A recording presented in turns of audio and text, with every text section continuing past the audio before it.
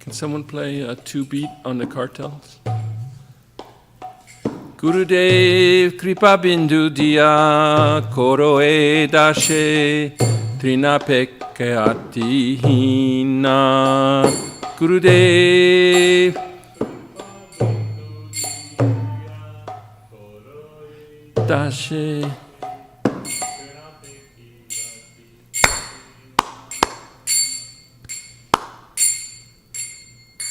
If you don't know 2-beat, does anybody know 2-beat?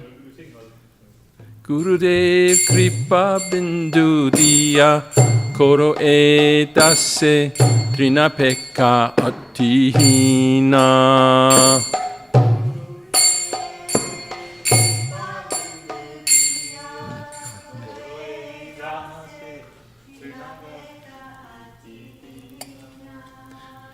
Gurudev Kripa Bindu Diya Koro Edase Trina Pekka Atihina.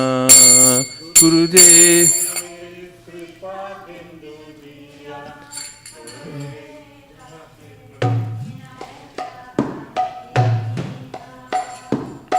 Shakala Shahane Palladiya Koro Nijamane Sprihahina.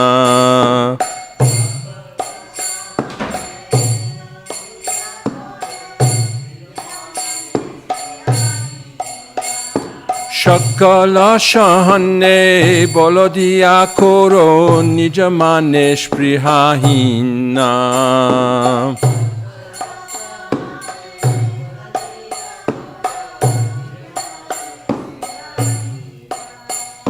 Shakale Shamana Korite Shakati Dehonata Jata Jata.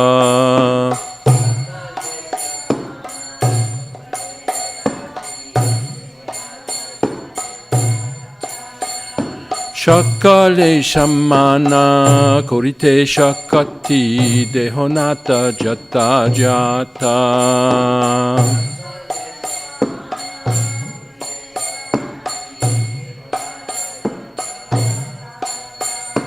Tabe to gaibo harinama sukhe aparadha habe hata.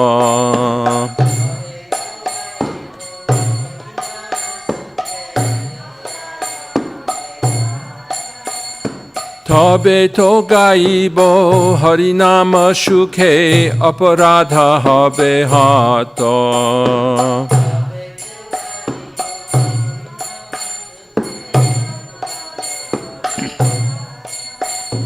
Kabe heno kripa lobhoyai janna kritartha hoibe nata.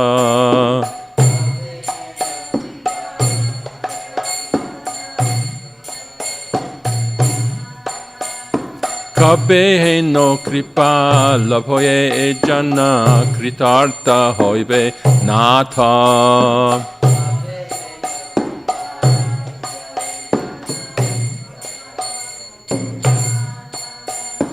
Shakti buddhihin amiyati din koromore atma shatha.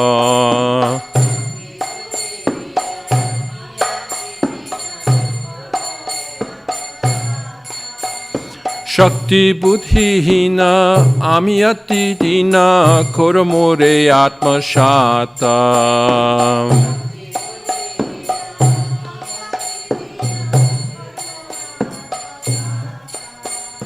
Jogjata bichare kichu nahi pae tomara kuruna shara.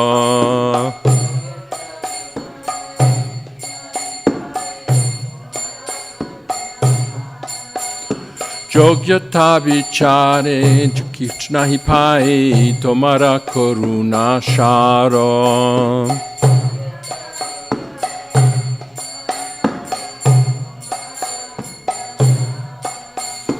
Karuna na hoile kandia kandia prana na rakhibo aro.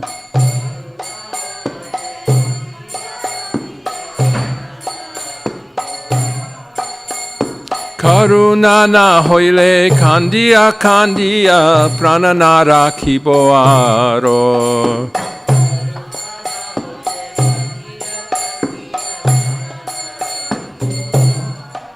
Gurudev Kripa bindu diya koroe dashe trinapeka atihina.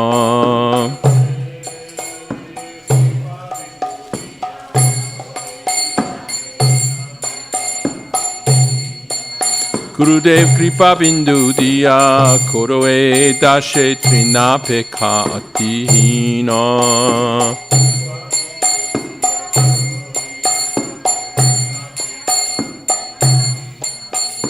Shakala shahane bolla diya koro nija mane sprihahina.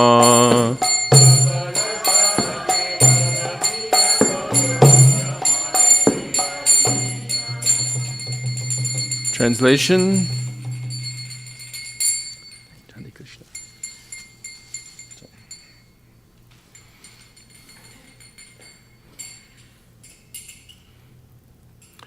Gurudev, O spiritual master, give to this servant just one drop of mercy. I am lower than a blade of grass. Give me all help, give me strength. Let me be as you are, without desires or aspirations. I offer you all respects, for thus I may have the energy to know you correctly. Then, by chanting the holy name in great ecstasy, all my offenses will cease. When will such mercy fall to this one who is weak and devoid of intelligence? Allow me to be with you. If you examine me, you will find no qualities. Your mercy is all that I am made of. If you are not merciful unto me, I can only weep, and I will not be able to maintain my life. Discussion. Why don't we each take one verse and talk about our realizations about that verse? Starting with Jagarini. Gurudev, O spiritual master, give to this servant just one drop of mercy. I am lower than a blade of grass. Give me all help, give me strength. Let me be as you are, without desires or aspirations.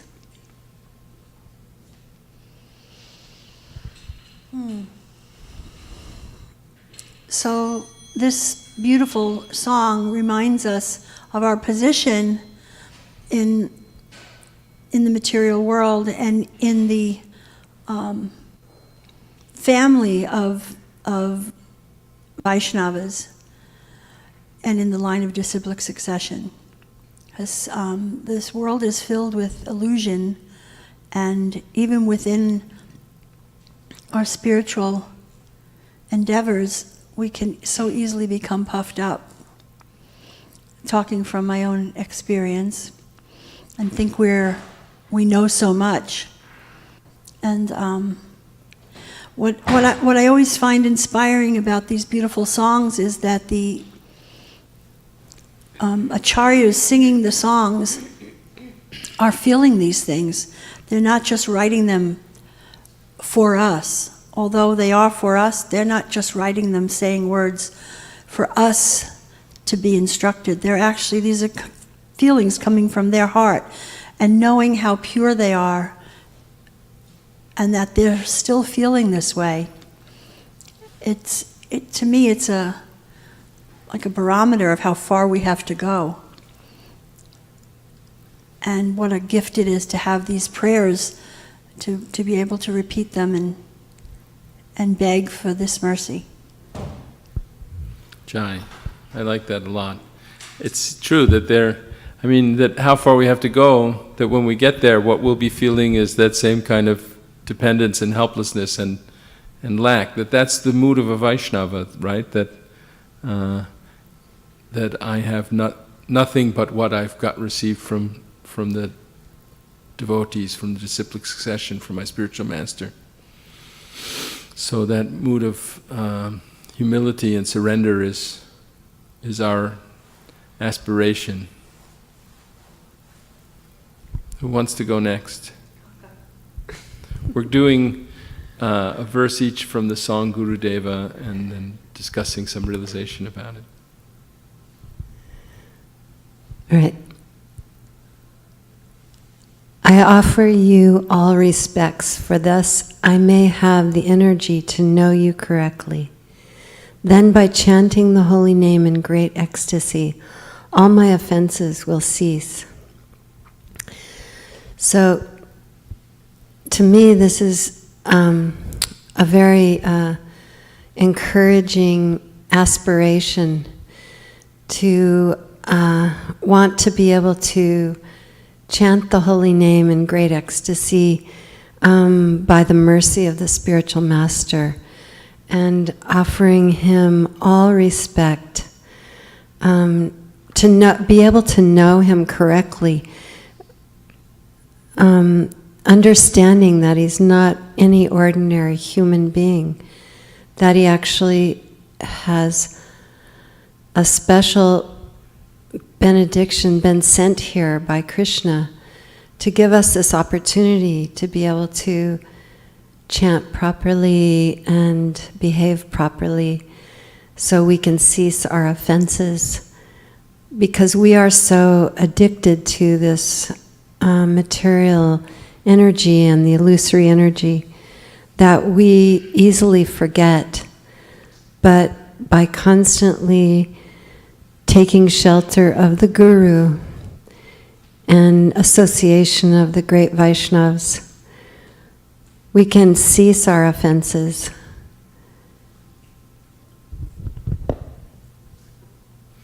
Haribol.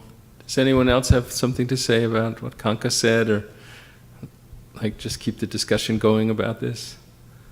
I like the idea that if we want to chant Hare Krishna in great ecstasy, we have to offer all respects to the spiritual master and then know and understand his position. Jagarini. What is so amazing about this whole process of that Srila Prabhupada has given us is that with very little effort, you get a lot back. So with just a small amount of effort towards, like Prabhupada said, you take one step towards Krishna, he takes 10 towards you. And it's reflected in this prayer where he says, I offer you all respects, for thus I may have the energy to know you correctly. Then by chanting the holy name in great ecstasy, all my offenses will cease. That's pretty powerful. That's a pretty powerful trade-off, just by offering the spiritual master respects and making some endeavor to know him correctly through the process that he's given us. All my offenses will cease. That's, you get a lot of bang for your buck. How many of us want all our offenses to cease? Sounds almost impossible, doesn't it? The day the night before I really joined the movement, I was in the Potomac, Maryland temple on Gaur Purnima night in 1976, and I was talking to Jayananda Prabhu, and he told me that if you take one step towards Krishna, he takes 10 steps towards you. Yes, Victoria. We have another mic. Hare Krishna.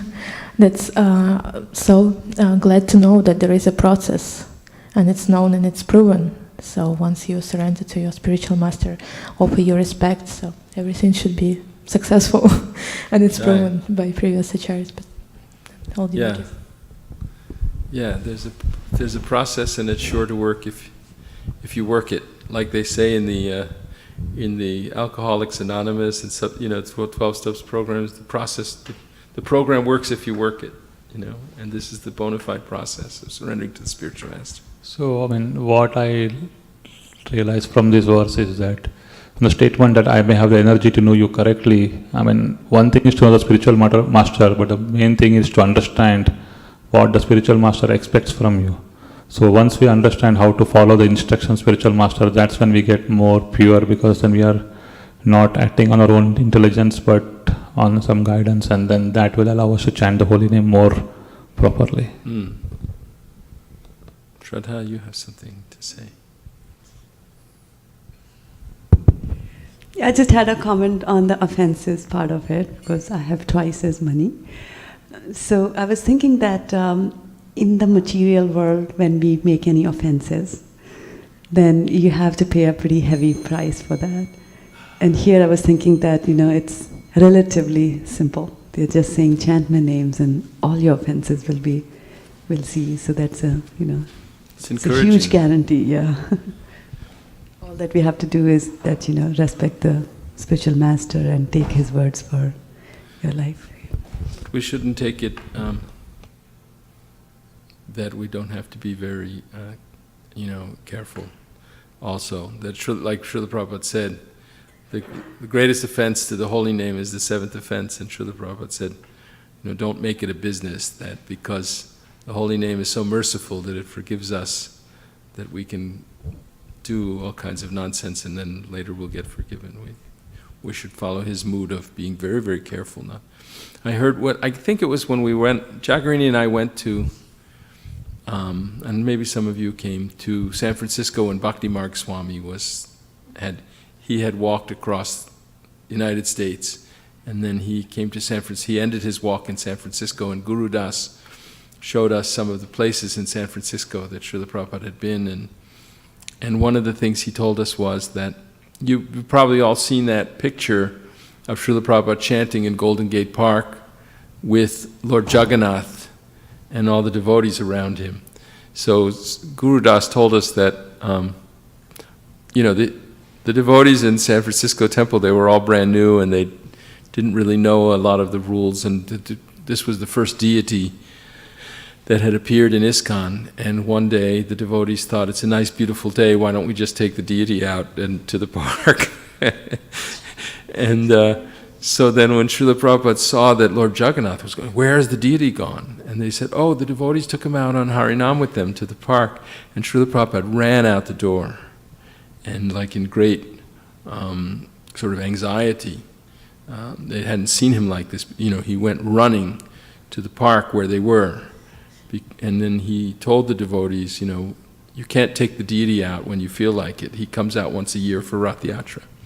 But then his mood softened and he said that since Lord Jagannath has come here, let's celebrate. And they kept the Lord Jagannath there as they continued their kirtan in the park. Haribol Prabhu, what's your name? Derek. Nice to meet you. I've seen you around. Do you want to say anything about verse 2 or about verse 3? Okay. Who will take verse 3? Show of hands. Okay, maybe I'll take verse 3. Oh, Victoria, you take verse 3. When she needs the mic.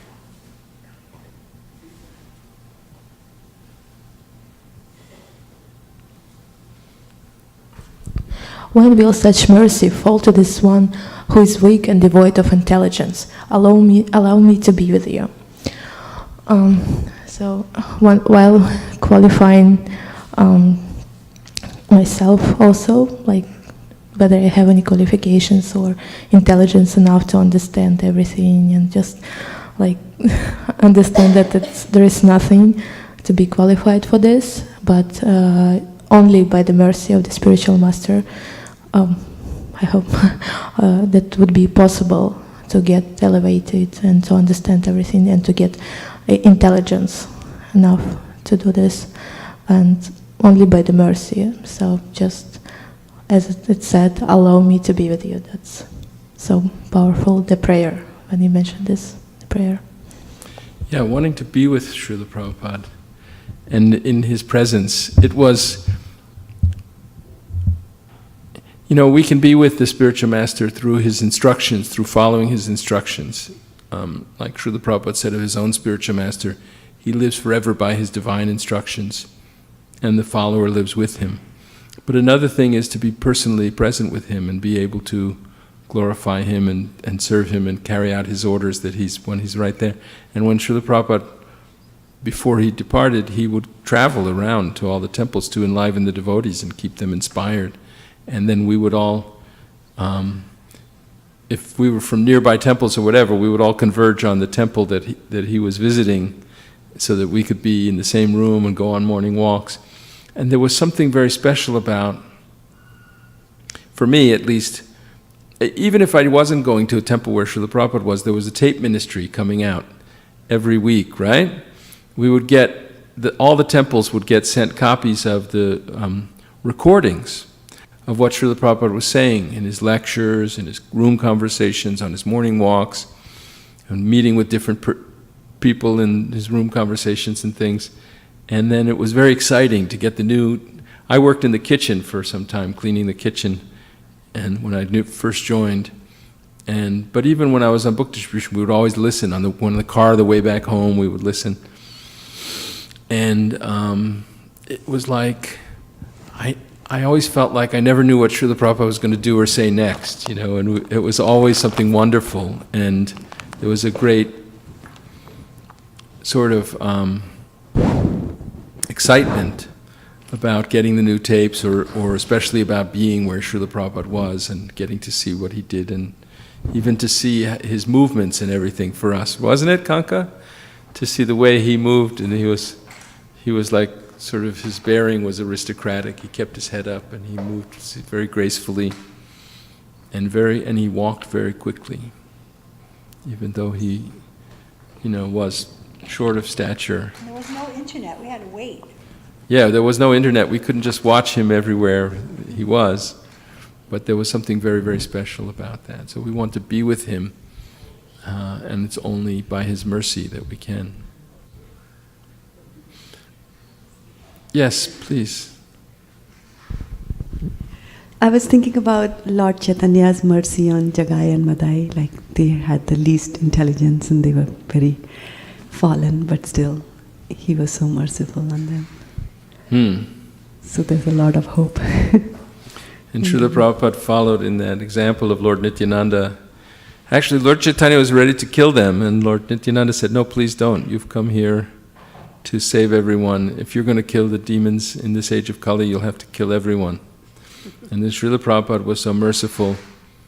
Actually, it was, his godbrothers, some of them kind of looked down their nose at why he was coming in and preaching among them lechas, and that he would eat the food that we cooked for him, and we had no qualities, and they were like, "Oh, that's beneath me, I wouldn't do that," There really was some criticism of him like that. But Srila Prabhupada never felt that way. In fact, what's the story, maybe one of you can tell the story, when Srila Prabhupada was in Mayapur and some of his godbrothers were there, and Malati brought some food that she had cooked, and Kanka can tell. Actually, that very day, Malati was thinking how unqualified she was to be cooking for Prabhupada. And it was really difficult because they had to go across the Ganga to get to Navadvip to buy the boga and then come back and cook. And she had Saraswati, who wasn't very old at the time, and it was really a difficult task. So she was actually ready to tell Srila Prabhupada that she wasn't going to be able to do this service anymore. And when she brought the tray of food in after she had cooked, all of his godbrothers were sitting there, and Prabhupada looked at them and he said, "Just like this devotee, she would slit her throat for me. And just see what she has done. She has cooked me a beautiful meal." And he said, I would also similarly slit my throat for her. And I think that some of the godbrothers were reluctant to take food that was cooked by a Western woman, right? I don't know. So, That's how I heard the story. And then he said that to them. That she would slit her throat for me, and I would slit my throat for her. So after that, she decided she better keep cooking. Haribol. Cooking is a very nice service. And it's part of bhakti yoga. It's kitchen religion. So it's 6 o'clock now. I think let's sing Jayanilo Premadhana before... Oh, we should finish the last verses. So, if you examine me, you will find no qualities. Your mercy is all that I am made of. If you are not merciful unto me, I can only weep, and I will not be able to maintain my life. So again, like Jagarini was saying about the first verse, this feeling of total dependence on the spiritual master's mercy is actually the hallmark of a great Vaishnava. And in fact, Bhaktivinoda Thakur instructed his son, Bhaktisiddhanta Saraswati Thakur, to take initiation from Gaurkishore Das Babaji. And so Bhaktisiddhanta was known as a very learned scholar, even as a child. He spoke many languages, he was, a mathematician, he had been awarded the title Siddhanta from his work on astrology or astronomy, and actually correcting the proper ephemeris for calculating astronomical calculations. He was greatly learned. And Gaurkishore Das Babaji was in great ecstasy all the time, but he was a simple devotee who could not read very well, hardly at all. And he was always in the mood of separation, and he was always chanting, constantly chanting, and he shunned all worldliness. But he wasn't a scholarly devotee. He was a great humble Vaishnava. So when Bhaktisiddhanta went to ask him, he didn't have any disciples. And when Bhaktisiddhanta went to ask him if he could get initiated by Gaurkishore Das Babaji, Babaji Maharaj told him, how you can't take initiation from me. I'm an illiterate man. What do I know to teach you? And Bhaktisiddhanta, what had been rejected in his approach, and he went back to his father, and his father said that you should feel like that if he does not accept you, then you cannot go on living. And Bhaktisiddhanta actually continued to persevere and ask, and felt like he would have to give up his life if he didn't, if Gaurkishore Das Babaji would not consent to accepting him as a disciple. And then finally, when Gaurkishore Das Babaji saw his determination and his humility, then he consented to accept him as his disciple. So, the song by Narottam Das Thakur, which we sing on these occasions of departures of Vaishnavas, Jai Anilo Premadhana.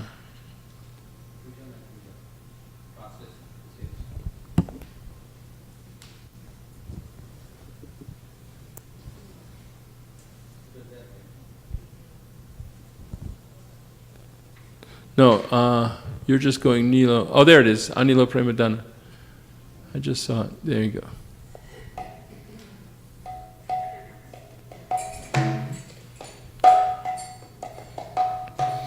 Jayanilo Premadhana Karuna Prachur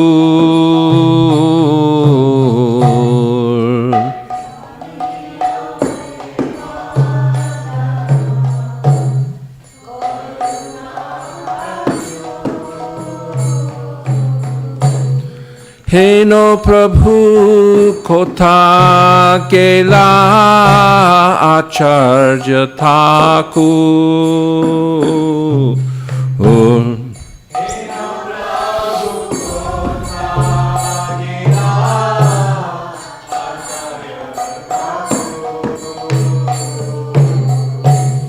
Kahamura Swarup Rupa Kaha Sanatan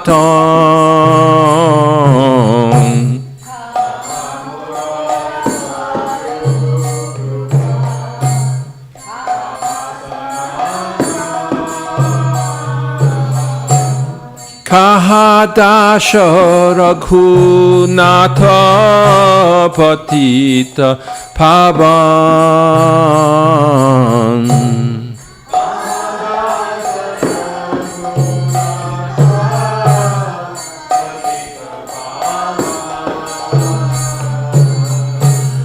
Kahamura bhata jukam, kaha kaviraj.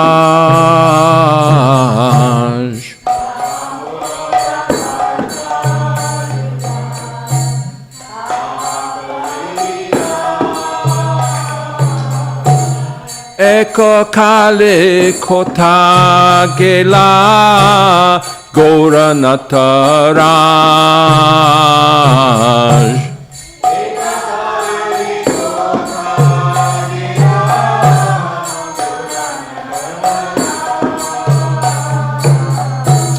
Pashane kutibo mata annale pashibo.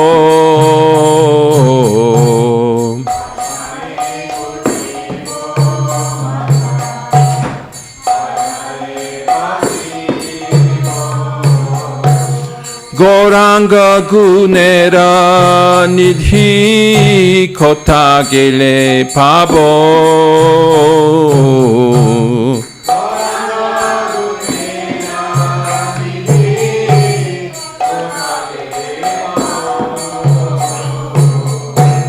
Sheshaba shangira shange je koilo bilash.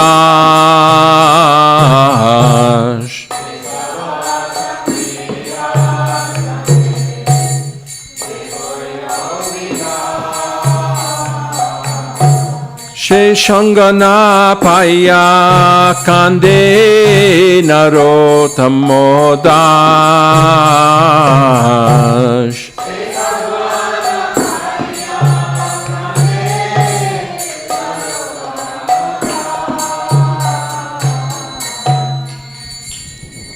Translation.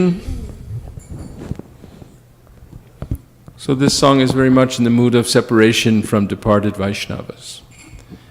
And I'll just read the translation so we don't take too much time.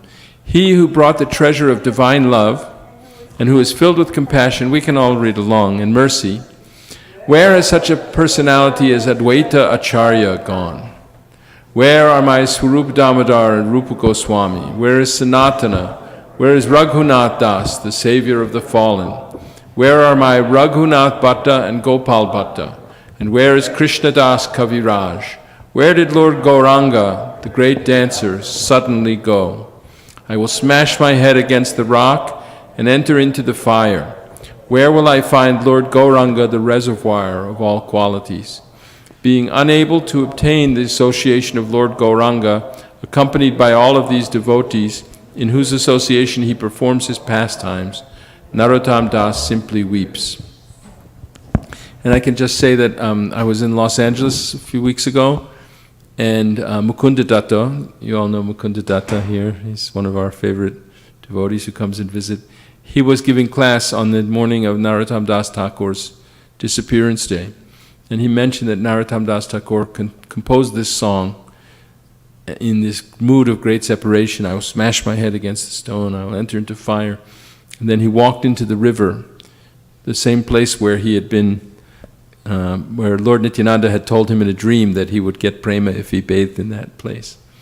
And he walked into that river in that place, and then his body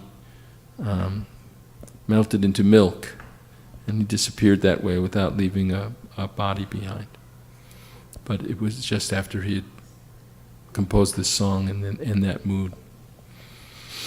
So he wanted to enter into the pastimes. And similarly, we want to enter into the pastimes of Srila Prabhupada. I often hear my godbrothers and godsisters say that they want to, when they leave their body, they want to go to some planet where Srila Prabhupada is still starting the Hare Krishna movement among the Western devotees and traveling around the world and preaching the Hare Krishna movement like that.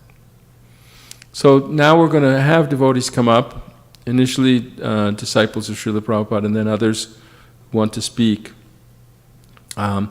We have a hard stop at 7 o'clock, which is when we'll do Pushpanjali to Srila Prabhupada. So, Kanka, will you come first and speak? Bring your mic. Oh, we have one here.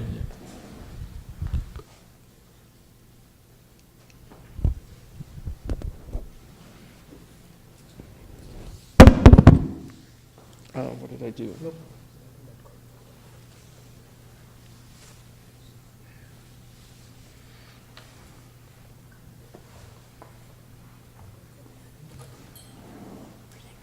I think it fell on the ground. Sorry.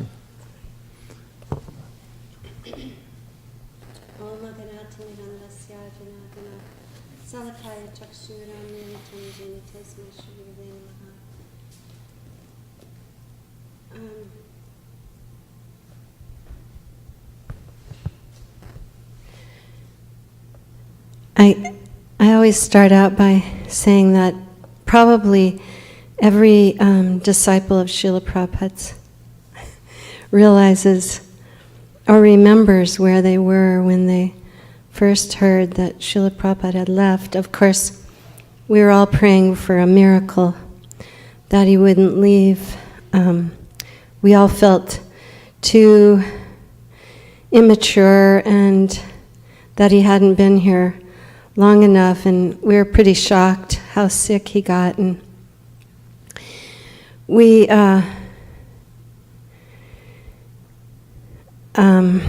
were having 24-hour kirtans and praying to Krishna to please allow him to stay. And I was in LA at the time, and I had already purchased my ticket to go see him because I really wanted to see him before he left. But unfortunately, I got there 3 days after he left. Unfortunately, in some ways, but in other ways, it was also very fortunate because so many devotees were there from all over the world, and Upendra gave us a lot of wonderful nectar. Like this amulet that I wear all the time is from Prabhupada's dhoti when he left, and when they carried him around Vrindavan, and the first part of the samadhi dust and some of the flowers that were on his palanquin when they carried him around Vrindavan. And so we got to hear a lot of the nectar stories right away, and it was really an intense time for Prabhupada Katha. And Pishima was there. She looked exactly like Prabhupada. She could have been Prabhupada's twin sister. And whenever I would see her, I would start to cry because she looked so much like Prabhupada. It was pretty intense. And then Bhavananda asked Varnasi and myself to cook 108 preparations for Srila Prabhupada, and we were not really cooks. We were seamstresses, and we had to cook on buckets, and we didn't know how to do that in Vrindavan. So somehow or other we cooked and cooked for like a couple days for the Mahotsava feast. And Pishima came in, sat down, and cooked 40 preps in 2 hours because she was a cook. And she loved to cook for Srila Prabhupada. It was her favorite brother. He always says he was the favorite child in his family of everyone. But this is, I wanted to read this. This struck me. It was a professor, Thomas Hopkins, from the religious studies that you guys put in the announcement today, and I thought I would read this again. He was a genuine, speaking about Prabhupada, he was a genuine holy person with enormous integrity and compassion, and he had a powerful impact on those who met him. He never claimed authority and respect for himself. What he said and did was always in the name of Krishna. And that was so true with Srila Prabhupada. When I first read 2 essays that he wrote in 1970, I was searching. I was actually praying to Jesus. I was saying, please, lead me to my true spiritual path. And I was at the time hitchhiking around Europe with a friend of mine who was attending a university there. And she and I would go to different places, and we happened to see the devotees chanting on the street in Berlin. We had seen them the night before in Amsterdam, but they only spoke Dutch. And these devotees had all their literature spread out, but it was in German. And I was standing there listening to the kirtan. They were singing a beautiful Hare Krishna kirtan. And one of the devotees after the kirtan looked right at me, and there was about 30 people that had gathered around, but all their literature was in German. And he said to me, "Are you an American?" And I immediately said, my first question was, "Yes, who's Krishna? What are you doing?" I was so attracted. And after reading, I begged him to give me, he only had one piece of literature that was in English, and it was Krishna, the Reservoir of All Pleasure, and another essay called Who is Crazy? They had those two essays in the same little pamphlet. And I remember I was so excited. I was telling all my friends, "This is it. I found the man I'm looking for. This is him. He knows everything. He has all the answers. Listen, listen." And of course, my friends weren't interested. They were like, "Yeah, whatever." But I was so excited, and I was thanking Jesus. I thought, wow, I finally found my true spiritual master. And I was actually already doing transcendental meditation, but I would do my transcendental meditation morning and night. But in between, because we went to the Hamburg temple, I got my first drop of beads and my first Bhagavad Gita, the little blue Bhagavad Gita. It was out at that time. And I remember I had Maharishi's Bhagavad Gita, but Maharishi's Bhagavad Gita only went to chapter 6. And the reason why is because after that, Krishna talks a lot about devotional service. And so Maharishi was quite impersonal. He wasn't into the personalist philosophy of Krishna. So I would do my meditation in the morning and the evening. Then I would chant on my drop of beads in between and read Prabhupada's Bhagavad Gita. And associating with the devotees for 3 days in Hamburg, I was supposed to meet people in London and fly to Rishikesh to go to Maharishi's ashram. But by the time I got to London, because I was doing that, I was chanting, all I wanted to do was associate with the devotees. And Guru Das and Jamuna were there at that time. And I begged them to let me stay there. I said, "I know how to cook, I know how to clean, I know how to sew." And Jamuna was so excited because she really needed a helper. And she said, "Guru Das, listen to this. We got to let her stay here." So they let me stay. And I ended up staying in London for a few months. Then my parents wanted me to come home, and I came back and stayed for 2 weeks with them. And then I went to New Vrindavan for the very first Janmashtami celebration. It was 1970. And at that time, it was pretty interesting because there was a strange Prabhupada consciousness in that time. And Prabhupada had asked several of the sannyasis to leave because they were talking about Prabhupada being God. But Prabhupada never ever claimed to be God. He always would claim that he was the servant of the servant of the servant, and he was just serving his guru. So I have this book given to me by a friend of mine, and it's called The Final Pastimes of Srila Prabhupada, written by Tamal Krishna Maharaj. I don't know if any of you have ever read it. I was really appreciating it, and mostly reading all day, but there's a couple things I wanted to share with you. Let's see, in the beginning it talks about, I had it marked, but let's see. Excuse me, sorry about that. Oh, here it is.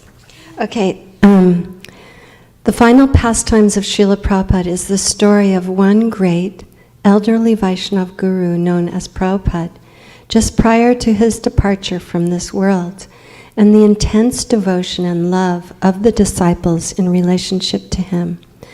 The author is himself an intimate disciple of Prabhupada, who is closely serving him during his last days, and thus is one of the key figures in the drama.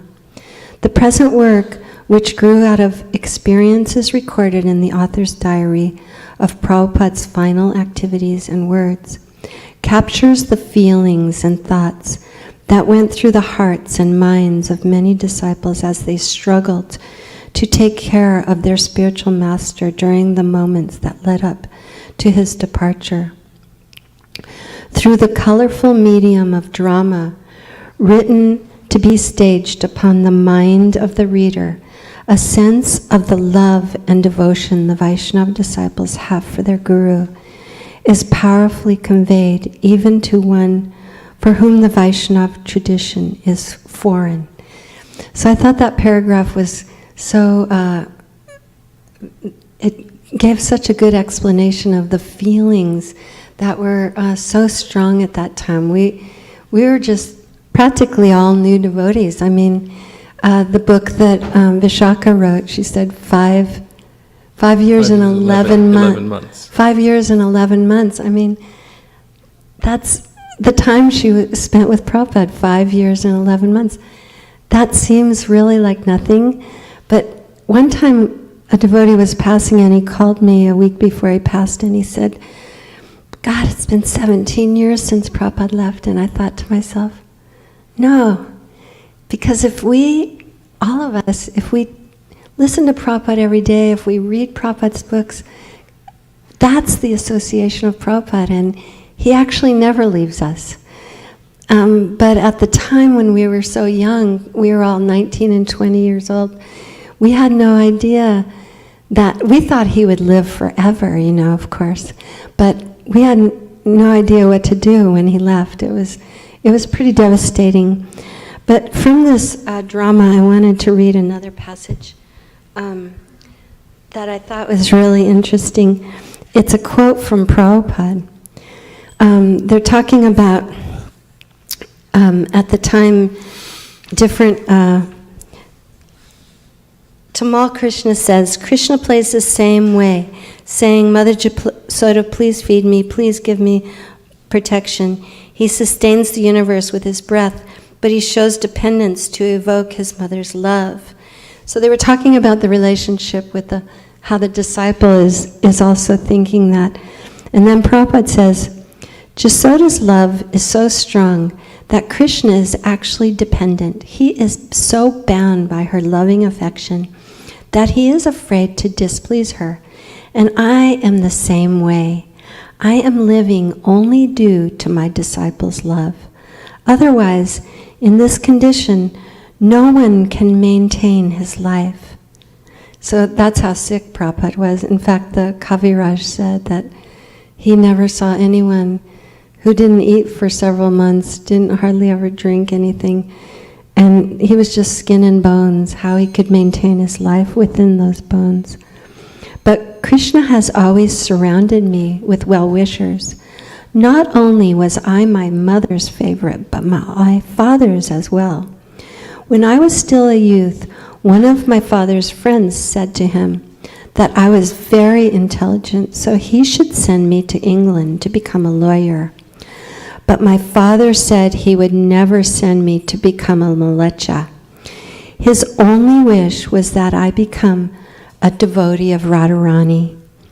Still, when I grew up, I liked the friend's idea and thought, why not go to England and get a white wife and have white children?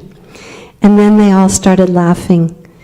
In recent years, when I would take my morning walks here near the law colleges in London, I would think, now I've got thousands of white children without the help of a white wife. So I thought that was really a sweet pastime. They were talking really intimately, but it shows how Prabhupada felt like he was dependent on the love of his disciples. And so many times in LA, he would say, I'm serving my Guru Maharaj, and I'm only doing this because he sent all of you to help me. It was really touching. In fact, one time he started crying in the temple room, and then everybody started to cry. Okay, so I'm going to not take any more of your time, but I appreciate you letting me talk, and thank you for everything that you all do. Hare Krishna. Hare Krishna. Thank you so much, Kanta. We wish you could just go on talking. Maybe later you can talk more. And that book, everyone can read that book. I wanted to make two comments on what Kanka said. First of all, those of you who may not know, it may have been confusing when she said about what was happening in New Vrindavan in 1970. It was a strange incident where Prabhupada had gone to India because he had suffered from stroke and heart attack, and some devotees in America at New Vrindavan had said these things, and Srila Prabhupada heard about it, and he was very angry, and the devotees actually arrested these 4 sannyasis, and then Srila Prabhupada kicked them out to go preaching all by themselves without anyone with them. Later he forgave them and accepted them back. So it may have sounded strange to hear that the devotees were saying Prabhupada is Krishna, and Prabhupada, laid down the law. Absolutely not. That will ruin our movement. It's impersonalism if you think like that. So I just wanted to clarify that. And I really liked Kanka's saying that we have to read Srila Prabhupada's books. If we're really feeling this sense of, where has Srila Prabhupada gone now? How can we, when Prabhupada passed away, how we were feeling like we're not mature enough to carry on this movement? And how could he leave us at this time when we were all, not very learned and born from a different culture and everything? That Srila Prabhupada had assured us that he would live forever in his books. And by constantly hearing his lectures, because those recordings are still there, we can always listen to them. And by reading his books carefully, because he asked us to read his books carefully, then we can have his association. So, and Kanka has something to add. I just want to give you a quick on that point. That I was actually sitting by the Vyasa-san when Prabhupada said that. He said, because the reporters said, "So Swami, when you die." And he interrupted the reporters and he said, "I will never die. I will live on in my books." Jai. So we should be very careful to read all of his books and read them over and over again. And they never get stale, and they're full of so much information. We can learn to recite not just the verses of the books that he's translating, but even in the purports. There's so many verses from the Upanishads and from so many other sources. And we can learn to, if we can take them in and memorize them and speak. Before Jagarani speaks, maybe I'll just speak next, because that ties into a point of the purport that I wanted to read today, and I'll just be short. But let's all, if I can have on the board also, we can just chant one verse, and that's chapter 1, canto 1, verse number 6 of Srimad Bhagavatam. So 116. And I know many of you also want to speak something about Srila Prabhupada. I don't think we'll have time before the Pushpanjali, but maybe we can all take prasadam in here later and have people just come up and speak during prasadam time. So please repeat after me. Rishaya uchuhu Tvaya kalu puranani Tvaya kalu puranani Tvaya kalu puranani Seti hasani chanakha Seti hasani chanakha Akyatanyapi adhitani Akyatanyapi yatitani. One more time. Akyatanyapyatitani Dharma Shastrani Yanyuta. Dharma Shastrani Yanyuta. Rishaya Uchuhu. Toya Kalu Puranani. Seti Hasani Chanagha. Akyatani Apiyadhitani. Dharma Shastrani Yanyuta.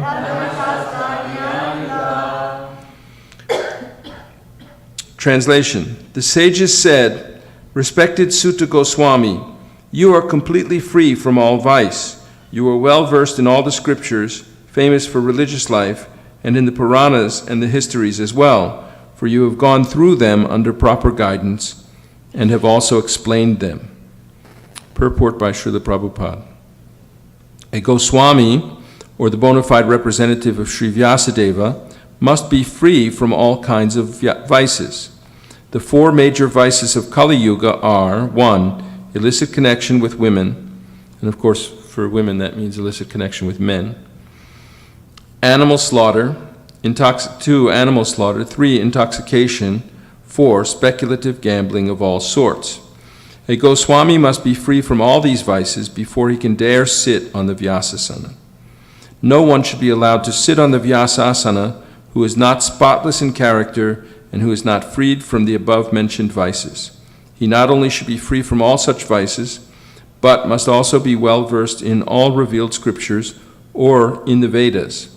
The Puranas are also parts of the Vedas, and histories like Mahabharata and Ramayana are also parts of the Vedas.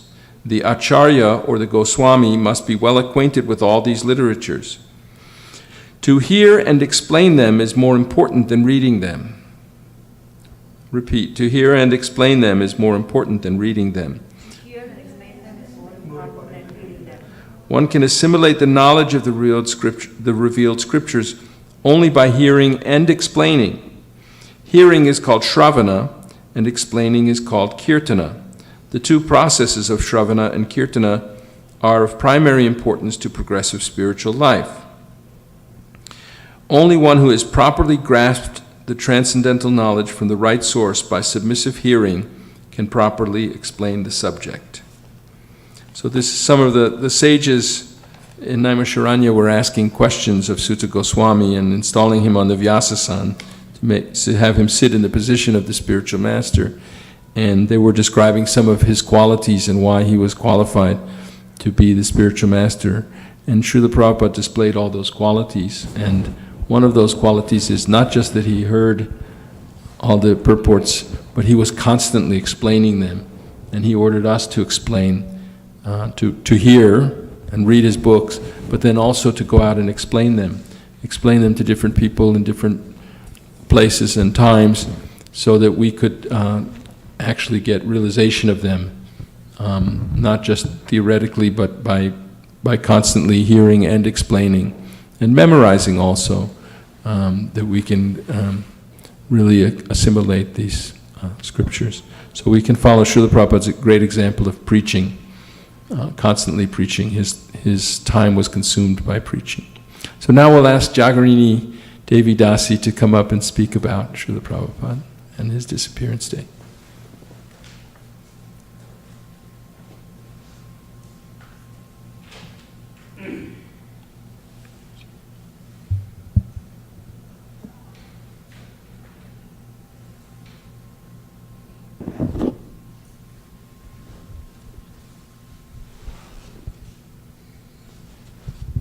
Vanchakalpatarubhyas chakripasindapye japatitanam pavanebhyo vaishnavebhyo namo namaha.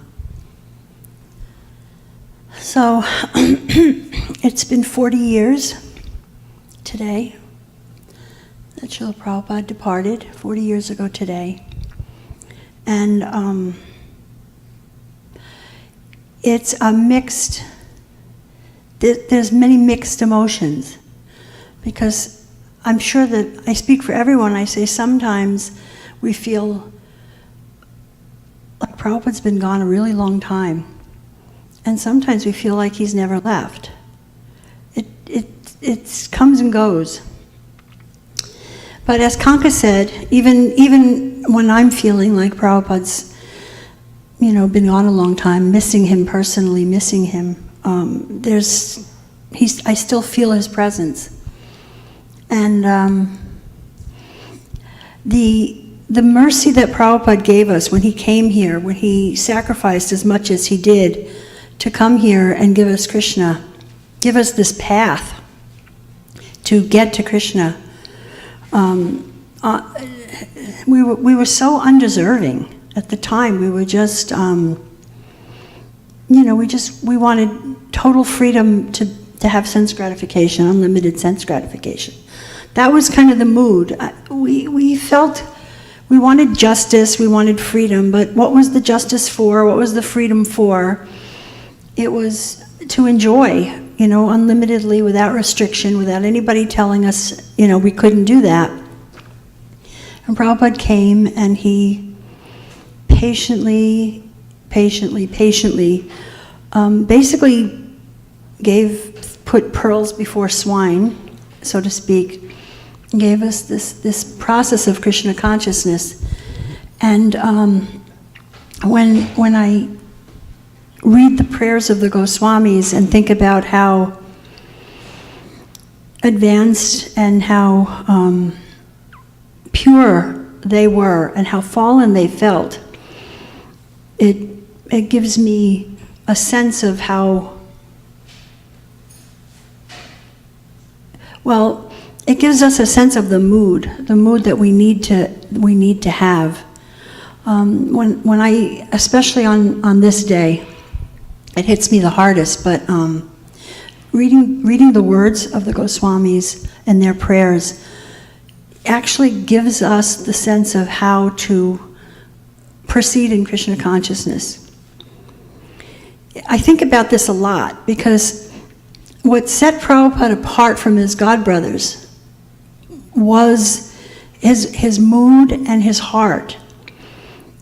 His determination brought him to a foreign land on his own, in poor health, on a rough journey, and his heart made him stay with us, stick with us, see it through when he was around, devotees that were putting their cigarettes on Lord Jagannath while they were carving him and doing, all kinds of things. His heart, the story that Panka told about Malati when she cooked for Prabhupada, and his godbrothers were criticizing. It's a very instructive story because we could set up temples that are paka, all the rules and regulations, all the box checked, but without the heart that Prabhupada had, it doesn't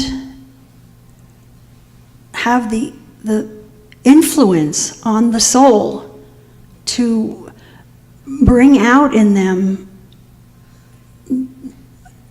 their bhakti, or to fan the spark of bhakti. You need to be a compassionate, loving soul. If you're just a perfectionist and you need the compassion and the heart and that spirit to have people listen to you and want to follow you the way we wanted to follow Prabhupada and the way we loved Srila Prabhupada. And that's what he's given us. That's what the Goswamis gave. That's what Lord Chaitanya gave. That's what Lord Nityananda gave. That came down, down, down, down, and to us. And so I always feel like I want to work on that part of my Krishna consciousness, how to get the heart of a Vaishnava. And I think that it's a powerful thing, because Srila Prabhupada, when the movement grew so fast, it was really because of the love that the devotees had for him. They, told each other, it spread like wildfire, because they just knew that they found the perfect master, and they were devoted. And that's not something you can force someone into doing. It won't last. And Krishna reciprocates. On the way here, I was listening to a class. Prabhupada was talking about. He was talking about. Someone asked him, "Do you seek God?" Someone had questioned him, "Do you see God? Can anybody see God? Do you ever see God?" And he said, "Yes." He said, "You can all see God. I can see God, and you can all see God." He said, "You have to hanker. You have to hanker for it." And the hankering in your heart is what creates the opportunity to make advancement, to go forward, to learn more about Krishna and the devotees. And it's in that same, the same vein of compassion and love. If you're hankering for Krishna, you're going to want to see him everywhere, not just on the altar. And to be able to see Krishna everywhere, you're going to have to develop love and compassion for all the spirit souls, all the living entities. And that's the spirit behind Sankirtan. That's the reason we do Sankirtan. Because we can't bear to live in a world where so many people are in ignorance and we're going to die, and how are they going to find out? It's up to us. It's up to the devotees. So this is what Prabhupada gave us. This is the gift he gave us. And we'll never be able to repay it. But personally, I just pray that I'll be able to somehow or other inspire and just encourage and inspire and help someone along their journey. Thank you all so much. Hare Krishna. Thank you, Jagarini. Very nice. That was what both Kanka and Jagarini have mentioned, was that, Srila Prabhupada's departure was a big crisis for us. And the way the movement was back, so much has changed in the movement, in the Hare Krishna movement in ISKCON since then, but Srila Prabhupada had a way of pulling us to a higher standard. He was very merciful to anyone who would come and listen or chant Hare Krishna, but he also gathered around him devotees who would be serious, and he was able to bring them to a very strict and high standard of surrender. And most of the devotees, I guess, maybe not most of the devotees, but the real core devotees we were all living in the temples. We moved into the temples, we followed a regimen, morning program, waking up at 4 and going to Mangal Artik and chanting our rounds together and worshiping Tulsi Devi and having 2 classes a day and working really hard, sleeping little. And he pulled that out of us, and especially out of his senior men, and sannyasis, that he drove them. He really drove them very hard. And it was not this kind of we have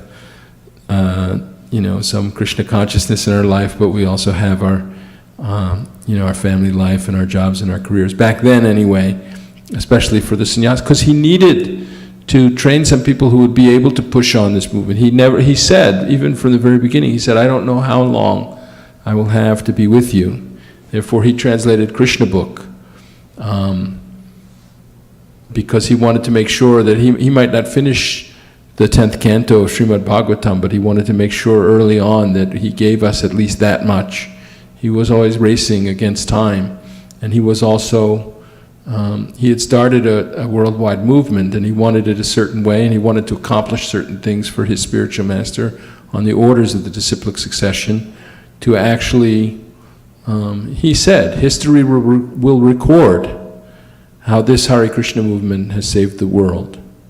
So he had that conviction, absolute unshakable conviction, that it would be a success because Krishna was behind it, Lord Chaitanya was behind it, all the previous acharyas, And yet we were his disciples, not so qualified, but he was driving us, and especially driving senior men who were capable.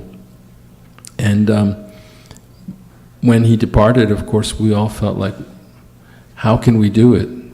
How can we carry out his orders and keep the movement the way he wanted it? And we confronted so many different challenges, even challenges about succession of gurus, challenges about our relationship with other Gaudiya Maths, challenges about devotees becoming householders and having children and raising families and becoming congregational members. It really is very different now. I mean, we always had people that came to the Sunday feast, but the devotees who lived in the temple together felt like, we're the real core members. And we knew devotees around the world because we were, we all met each other at festivals and things like that we were living. And it was smaller then too. So it really was a shock that Srila Prabhupada departed, and it was a great crisis in our lives because the movement, the belonging to this organization, eating with each other, sleeping with each other, not sleeping with it, but in the same houses and things like that. Of course, the men and the women were in separate places. But we would sleep on the floor with other guys. In St. Louis Temple, we had just a room full of sleeping bags where, we would have 15 men sleeping next to each other in sleeping bags, and Sura was always snoring and but this was our life that we had pledged and dedicated to this organization and the success of this organization under the guidance of Srila Prabhupada, and he was the great general that resolved all the problems. It's not like devotees didn't quarrel back then, but there was a difference that when the devotees were quarreling, Srila Prabhupada saw to it that, he could set it right. He didn't always take one side or the other side, he rarely did. Sometimes he sent devotees, okay, so you don't get along together, so, you should go to Japan and you should go to Texas or something. But he was giving the guidance of the overall vision and the overall mood, and he would answer all our questions, and he was always certain. And he had that quality that, because of his purity, that we knew that we could have confidence in his decisions and his direction. And he clearly wanted his disciples to cooperate with one another. He formed a governing body commission. He invested it with managerial authority to proceed with this worldwide Hare Krishna movement. And we're all part of that movement, and we're all related to each other, not only because of our contact with Srila Prabhupada and his books, but with the mission that he gave, that we all have we have to try to have something like his burning desire to spread Krishna consciousness to everyone out of compassion for people. That was something about Srila Prabhupada. He was always full of energy for spreading Krishna consciousness. He slept very little. He worked tirelessly to translate these books and to also handle and manage his rather immature disciples who are still trying to learn and taking baby steps towards pushing on this movement the way he wanted to. So we have to, feel that inadequacy, that how can we go on without Srila Prabhupada. One thing is, as I said earlier, that we have to read his books, we have to learn them very well. Of course, we have to follow the prescribed rules and regulations, and the chanting of 16 rounds is very important. And we have to explain the books, we have to explain the philosophy. As Srila Prabhupada was saying here, that explaining it, kirtana, is more important than simply reading it. So we don't have time, I think, for everyone to keep saying, unless, Bali Mardan, do you have something you want to say? Because I was going to sort of open the floor for discussion, but let's have one more offering. We'll have Bhoga offering and then we'll have the Pushpanjali. 3 minutes? Oh, so we will have some time. Okay. So I sit down. Please sit up here. You should sit here. Okay.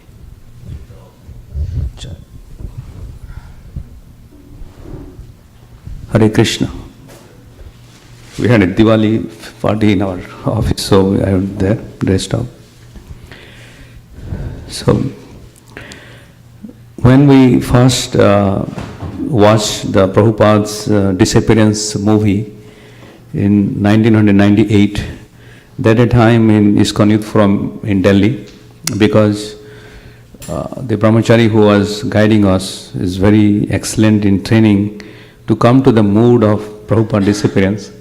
So literally, I think that was the first time and the last time I cried for Prabhupada's Disappearance, because first time we saw, and it was really so touchy because that we got the grounding and that realization. And similarly, we read the book Prabhupada mentioned about the self-realization and how you can see every spirit soul equal.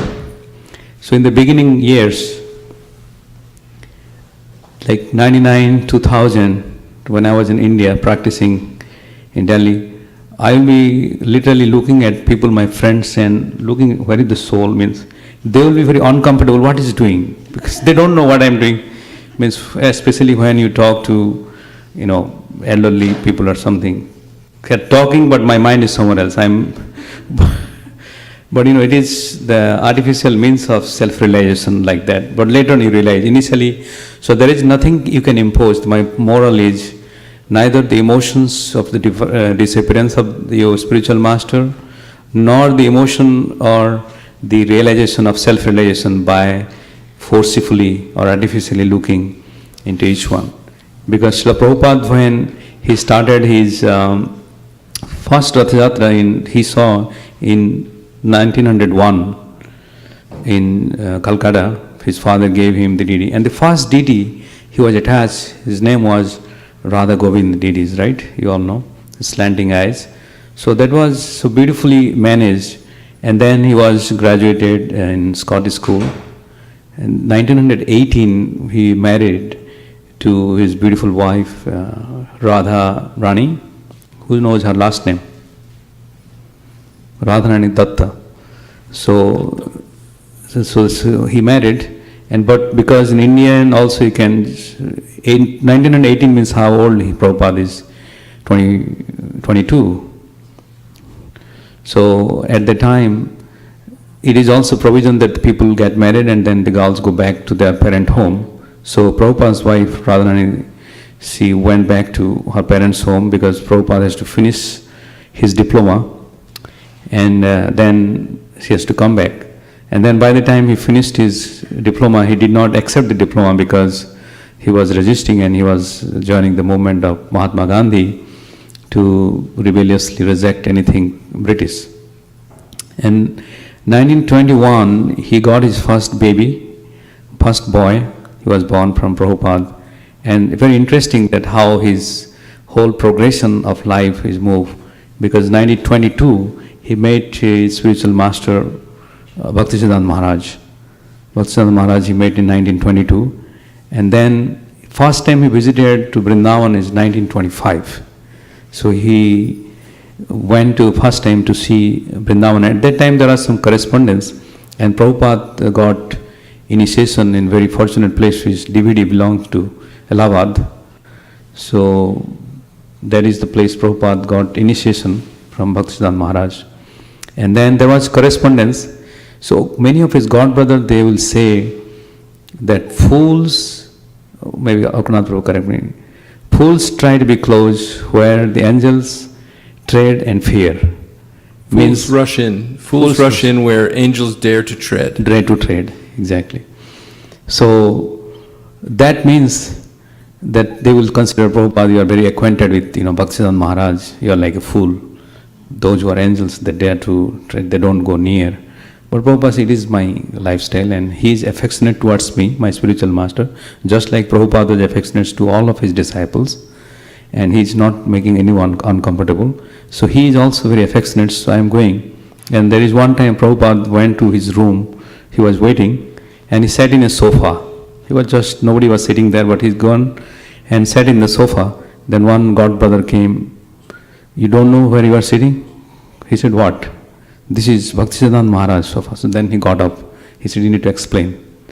So Prabhupada, but then he said, you need to be very cautious. Then he got the realization and he put it in his note. So many of the instances, if you see how interactions with his spiritual master and then gave the reflections to all of us. And the first poem, which was published in the book called Harmonist by Bhaktisiddhanta Maharaj, that was the publication it goes. Prabhupada wrote a poem in English. And I will again depend on Akurnath Prabhuji. Thou shall not fear. Can you repeat that, Prabhuji? And impersonalism, calamity, yes. Thou is removed. And the second line is? Absolute is sentient. Absolute is sentient, thou hast proved. Yes. Impersonal calamity, thou hast removed. Thank you. So absolute is sentient. So it is a big poem. We just collected that.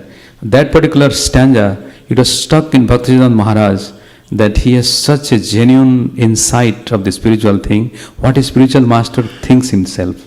And he said he published it, and he read that stanza in front of many of his disciples and praised Prabhupada. Prabhupada said that was my first gift he gave, and that was the first impression. His turned in mind, Prabhupada, Bhaktisiddhanta Maharaj's mind turned into to make him to go to the West and preach to the English-speaking people. Hare Krishna. Thank you. Thank you. And now Damodar Vangshidhari Prabhu has something to add.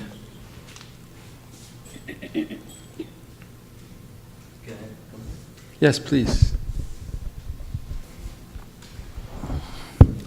Hare Krishna. Thank you all very much for coming in, and thank you Akurnath Prabhu, Kanka Mataji, Jagrini Mataji, for allowing us the next generation devotees to glorify Srila Prabhupada on this auspicious day. I'm representing all of you. All of you may not get a chance. So please, whatever you want to say, use me to deliver that. Yeah. I was thinking earlier to say something, but when Mataji said that when Srila Prabhupada left, there was a crisis.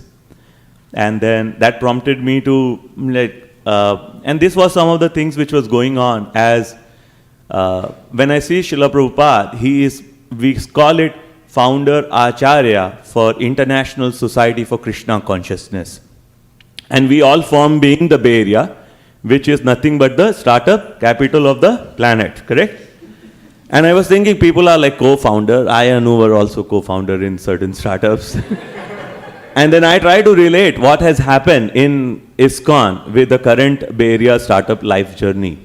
And pretty much what happens is, in the first part, when the seed capital has to be generated, some angel investing happens.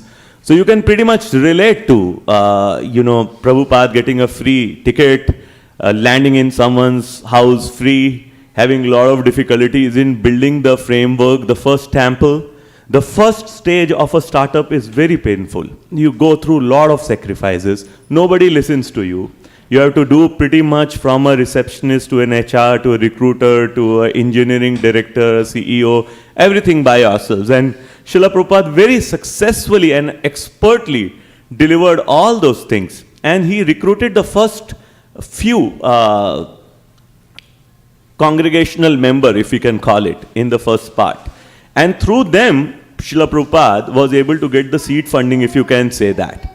Correct? And that's where our matchless gift, the first temples in New York, etc., started going in. So that I call it more like a startup for where the seed funding or the angel funding is going on. Then came the time when, the first release has to be made for the product to hit the market. And that was in the form of Srila Prabhupada building temples, getting the deities, expanding the transcendental literature. So those and the various frameworks. So you create a very high level of program, then you are trying to come up with a framework which will expand more and more book printing, more and more temple creation. What are the rules and regulations? So Srila Prabhupada moved into the second stage, which is called typically a beta stage or Series A or Series B, where you get extra funding, all these Gujaratis and some other, you get life membership, selling of books. All those things help in kind of building the temples, kind of building up the infrastructure required for all the temples. So all the disciples of Prabhupada, they pretty much own the wave B, which is the beta stage of a growth startup. And where I felt was role of us, most of us here in the room, disciples of Srila Prabhupada, we have the role to play to get into the hyper growth for a startup. So what it means is that now you have most of the books in place. You will probably need still some books for clarification, but most of the thing is there. What is required is that you are able to add a scale. Say for example in iTunes, the framework is there. It can manage 2 million transactions a second. How you can have 6 billion transactions happening in a second. Correct? Because we have to make this institution ready that when people are coming in, and it's a responsibility, like every generation leaves the responsibilities for others to pick it up. And that is our responsibility. Prabhupada has given all the right literature, all right guidance. And we are very lucky to have leaders like Vaisheshika Prabhu, Akrunath Prabhu, and all our spiritual masters and all to give that kind of feeling and get corrected while they are around. The time is less. But it is very important to use our whatever, not so fine-grained issues right now, but whatever is there, to get aligned with, because that responsibility is on us. That is actually left for us to give that hyper growth for ISKCON. Because this is the first 100 years right now. You know, we are hardly talking from 50 to 100. And the movement will go for 10,000 based on what we are going to do in this next few years. So rather than becoming an element of calamity, now we have to actually add up into what happens when Srila Bhakti Siddhanta left and there was a chaos in Gaudiya Math. How do we actually ensure that the ISKCON movement persists for another 9,950 years or plus? Correct? So that responsibility, when we look into it, I think we have to look into, like even when Srila Prabhupada leaving, when he's talking about get into a mode of goodness, get rid of, tamogun and rajogun. Correct? These are what we have read, correct? Varna, ashram, system, and all those things. So, if we look at it, Prabhupada has given how the kirtan has to be performed. We have to find creative ways of how to organize more sadhu sanghas and kirtan melas. Correct? If how the dishes have to be prepared, we have to come up with the innovative ways of Govinda is there, can we create another set of large food distribution programs? Books are already there. If you look at the new books which are coming, they are nothing but a purport of the purport Srila Prabhupada is already given. Correct? If a new book comes out, it doesn't change it in a very big way. But it's just like an appreciation of Srila Prabhupada actually put. But the main thing which is left is how to read Srila Prabhupada's book, implement into our lives, and give it to others. And that is very clearly, like Krishna demands, like Srila Prabhupada says in his preface of Bhagavad Gita, that whatever we are doing, we have to do for the senses of Krishna. And Krishna has also said that anybody who distributes my knowledge is my most dear servant. So I think the literature is there. I think where Prabhupada has left the legacy is for us to read that literature like a scientist, apply it into the day-to-day situation, first helping ourselves, then helping others, and then taking this mission mood to outside, like the, when holy name has to be taken to every town and village, that big job is still left. And we have to put the framework, the structure for others to do it. That responsibilities, we may not be able to do anything, but whatever we can do, if our heart is pure, Srila Prabhupada is definitely going to inspire us to do that. And we can see that. Like from last year to this year, if you look at it, thanks to Jagarini Mataji, look at the beautiful altar which we have, correct? Look at the stage which Srila Prabhupada has right now. So if you look it around, we becoming the #1 center for North America in books distribution. There are multiple things to talk about. You know, Keshav just left today, and he was saying, Deepak, he still calls me Deepak. You know, there is some difference in your center, and I see a different mood. And when you get verification like that, it talks about, you know, whatever we are doing. I am sure Srila Prabhupada is somewhat pleased. Otherwise, such kind of things will not happen. If you look at Malini, SKP, Shivas Pandit Prabhu, Balimadan Prabhu, Govind Chandra, all of you, like I have seen, like, look at how Harinam has taken off in last 2 to 3 years. Cleaning of the temple. You keep on adding the properties, but what we need to do is, this is there, and as it happens in an aeroplane, you have to put a mask on your face, and then you have to help the fellow passengers, correct? So I think we have to build frameworks and infrastructure where we kind of take care of ourselves first, which I think is in progress, and it will take few more years. But the main part is that how do we ready our life? All of us are reaching our 35, 40s, 45. Say I am 44, 6 years, 7 years, I'll be taking into Vanaprasth, or, you know, on the way to that. And, you know, but we have to plan it up, correct? If we don't do it, it will be a life of failure, especially when we have got so much of information and exposure to spirituality. Like, who can get a leader like Vaisheshika Prabhu? Yeah? All the recordings what Srila Prabhupada has left is all available in your YouTube or laptop. You know, when I was hearing, they are listening it on while coming back and all. Accessibility of all information is ours. It's the discrimination whether you want to sit on some crazy video and watch it for a long time, or you want to listen to Srila Prabhupada lectures, Srila Prabhupada's conversations, and the test, we will be tested. Actually, and Prabhu and Mataji's got very easy test. You know, that time, as happens in a startup, correct, the first problems are very easy to solve. Yeah, there is very unclarity, but when, you know, whatever you do, it works most of the time, correct? But when you are having billions of transactions, and if your one parameter is tuned wrong, you will have server crashes. There will be long delays. I/O operations will take like huge, you know, and you have to capture all those kind of things. Sorry, I'm little technical, assuming you are all from Bay Area Silicon companies, Valley. correct? And I'm just drawing a parallel to just connect with you. We are not the sadhus from Brajvasis or who talk in very different strange language. We have to talk in the language which, like Keshav said, another thing, correct? Make your presentation very simple and effective with the common people. So we are not, so these are the duties for us. The information is there. We don't have to reinvent any information. But what we have to do as our service to Srila Prabhupada and to please our spiritual master, because that then is their service to Srila Prabhupada, is to use our whatever intelligence which we have in kind of tightening the infrastructure. So I may be very tight sometimes on the finances and all. You know, I may be even talking sometimes very rude, but the heart of ours is on the right place. And more of us should do the same thing. It's okay to say something, and we are very young, correct? But think of it, whatever, if the intentions are wrong, throw them out of the temple, or else help them, educate them.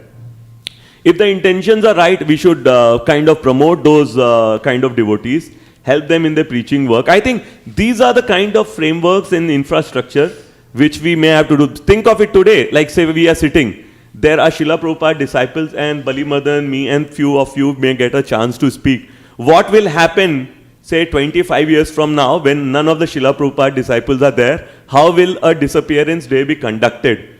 If His Holiness Gopal Krishna Goswami's Maharaj temple is there, will the disciples of only those Maharaj will get a chance to talk? Or will any other guys will get it? So these are the framework, and I'm not saying the example of one. I'm saying these are the typical operational challenges that will come up once Srila Prabhupada disciples are leaving the planet. How do we actually build ISKCON? Yeah. We also have Srila Prabhu has come, another direct disciple of Srila Prabhupada. I'll just end it. Yeah. So these are the kind of frameworks which we have to build, for ensuring that we are pleasing Srila Prabhupada. I hope, Srila Prabhupada feels glad with ISKCON of Silicon Valley and empowers us more and more to ensure we are building more and more infrastructure for him and his glorification, and helping Lord Gauranga achieve the mission of holy name chanting in every town and village. Thank you so much. Srila Prabhupada ki! Jai. It was direct from the heart for all of you.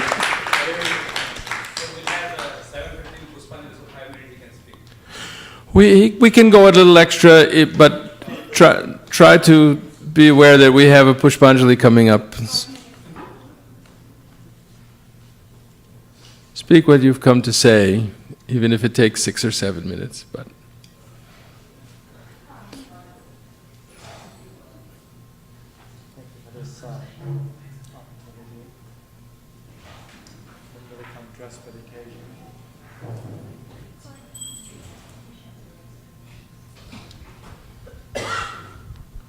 Durgame Patimandasya Skalat Padatik Gateramahu Sakipa Yastidanina Santak Santapanam. My path is difficult. I'm blind, my feet are slipping at every step. Pray for the mercy of the saints as my support. So as Prabhu mentioned earlier, this is a difficult, somber day for disciples of Srila Prabhupada. Bittersweet memories. And difficult times without the Guru. I remember in Bombay, they were just established in the temple in 1976. Prabhupada, I think, came there to give his first program. Well, he'd been actually there 74. He's been there all the time. But their official opening, 1976. And he spoke from the verse from Devahudi,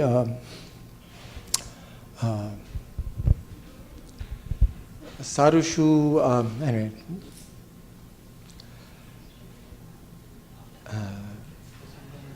Yeah, thank you. Pasham, you can say.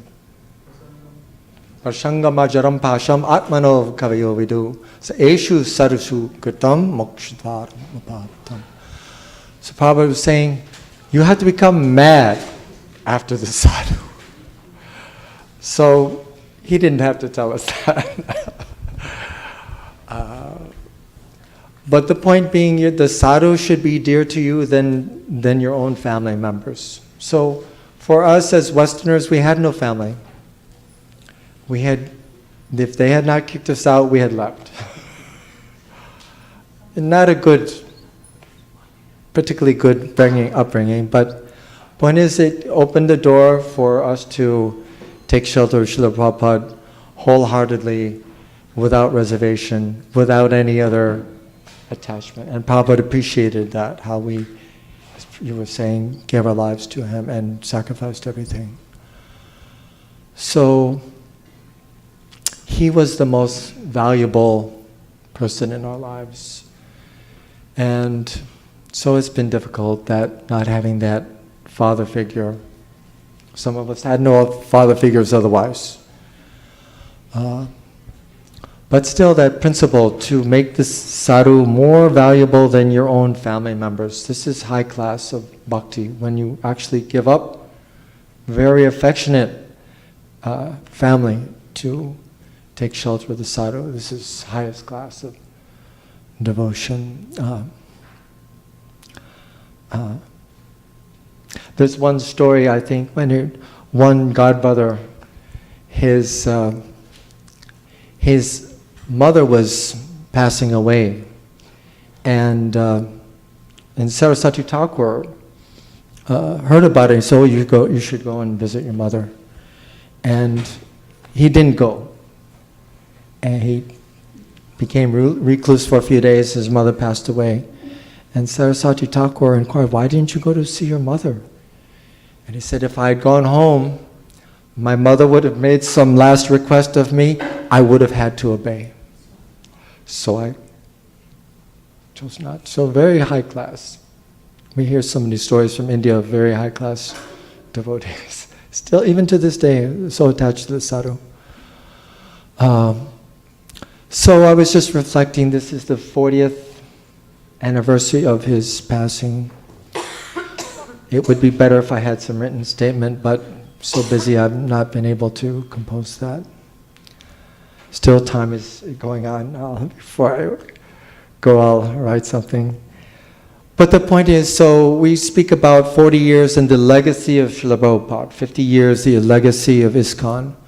So we know from the lives of rich people in the Bible, the story of the prodigal son, you can take the legacy and you can spoil it, you can let it dissipate.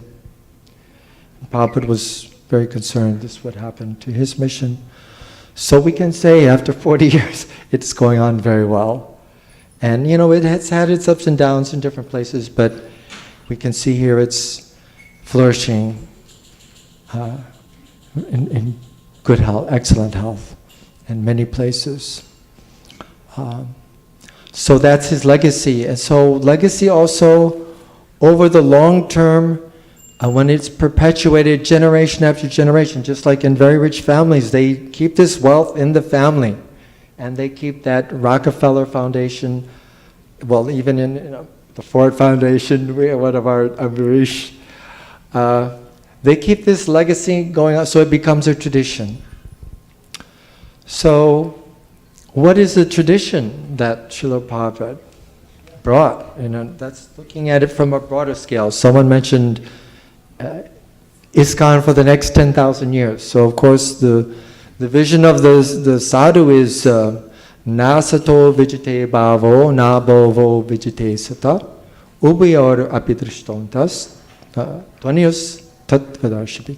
The vision of the sadhu is eternal. So that's a little out of my conception. But even the scientists, you know, the astrophysicists, they talk about deep time.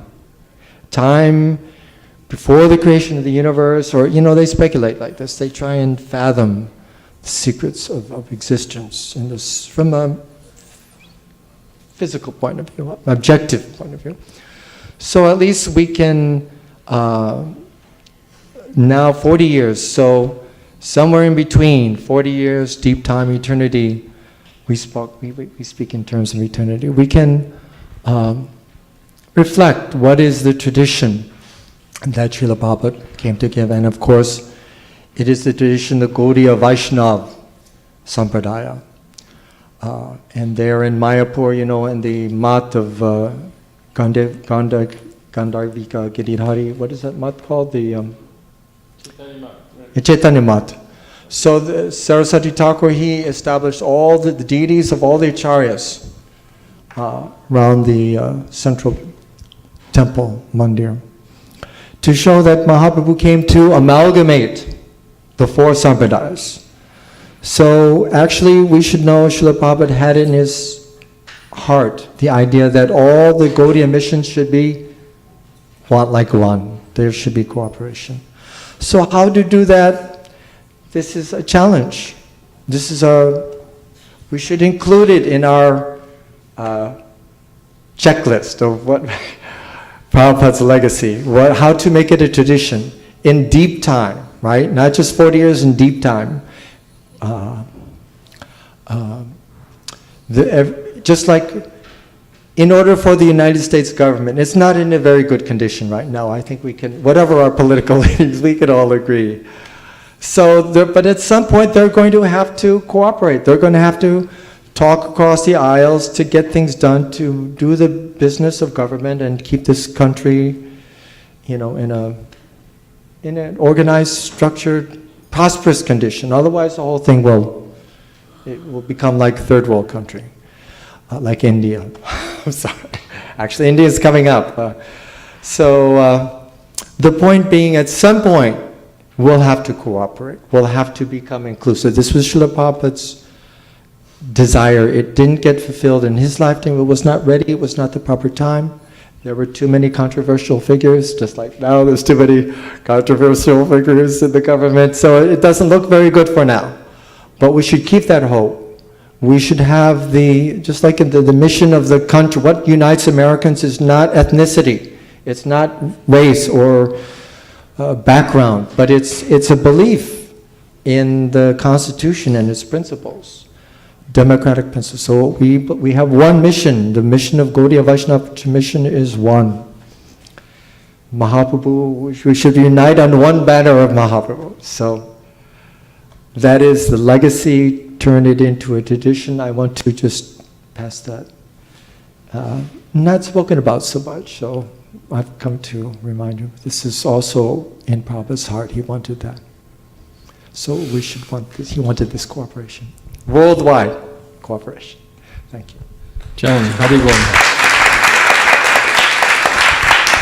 Thank you very much for the So now we will have the Pushpanjali. Please everyone put away the asanas and we'll roll up the carpet. And make sure you take enough flowers that you have enough for 3 flower throws. And Hare Krishna.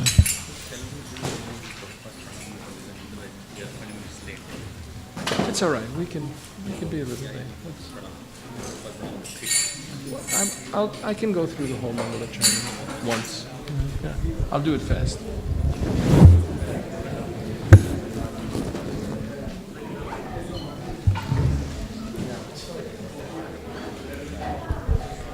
We can all do it together. So because we're running a little late, what we'll do for the Pushpanjali is we'll go through the Mangala Charanam together. That is the whole Mangala Charanam one time together. And then we'll just call and response through the Prabhupada's own pranam mantra the other 2 times. And then, will you do the arti? I'll sing.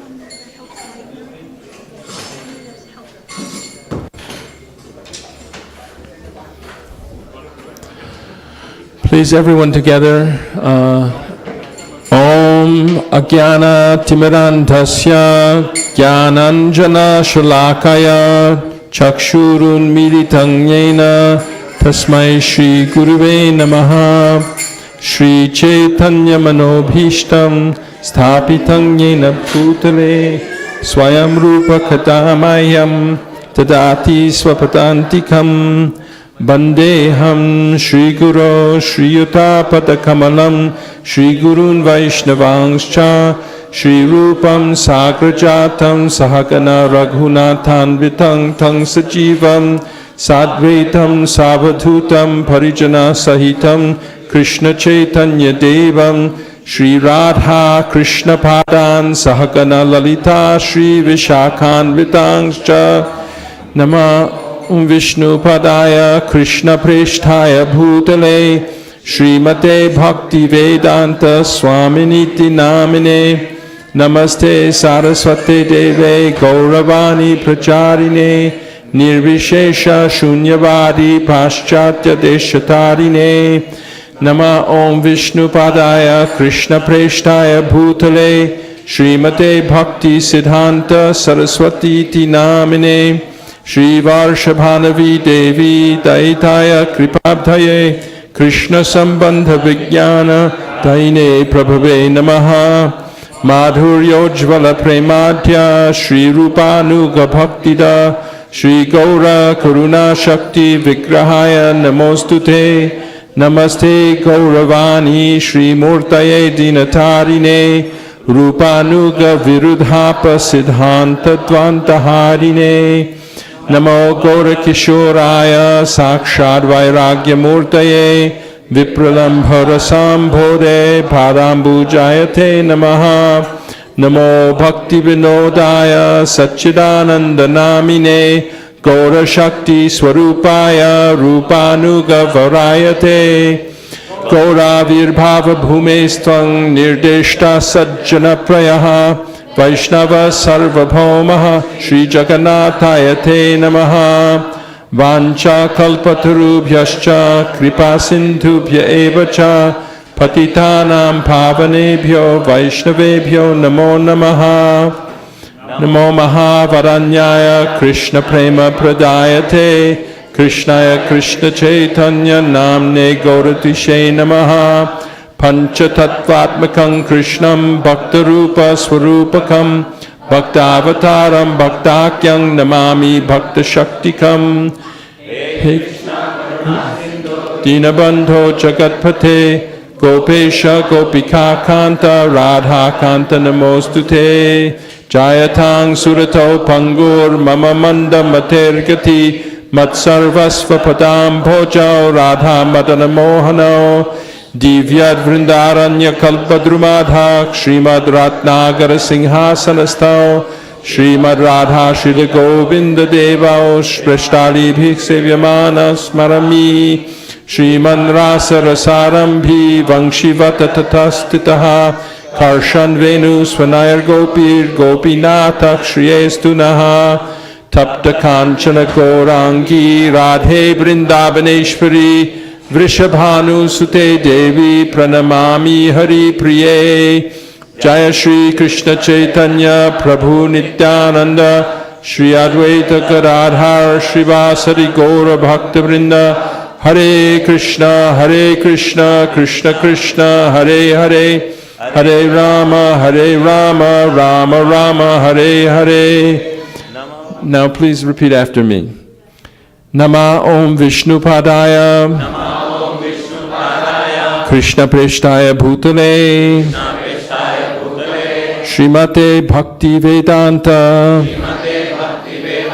Swaminiti Namine Namaste Saraswate Deve Gauravani Pracharine Nirvishesha Shunyavadi Paschatya Deshatarine Pushpanjali.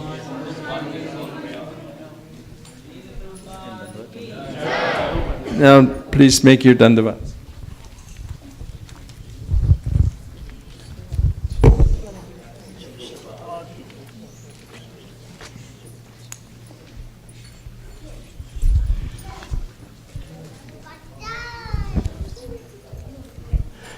Nama Om, does that might be? Nama Om Vishnu Padaya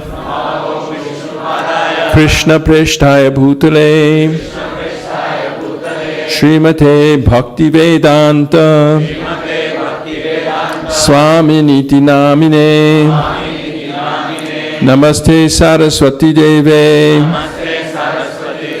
Gauravani Pracharine Nirvishesha Shunyavadi Paschatya Deshatarine Pushpanjali.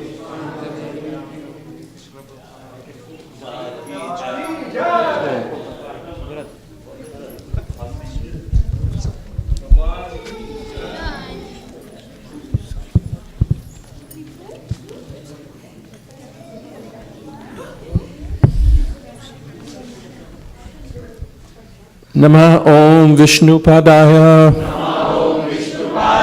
Krishna Preshtaya Bhutale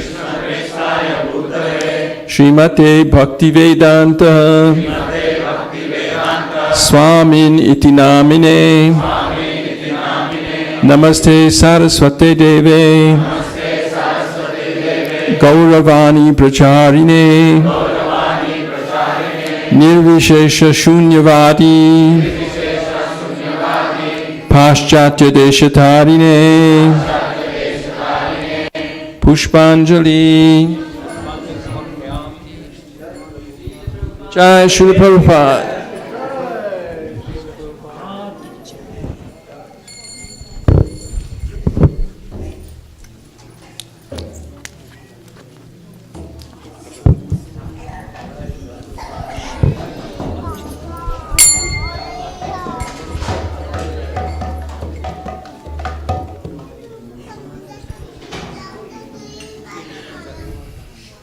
She's doing the kirtan to the arati. Huh? Sansara davanallalida loka Tranaya Karunya Guna Gnatvam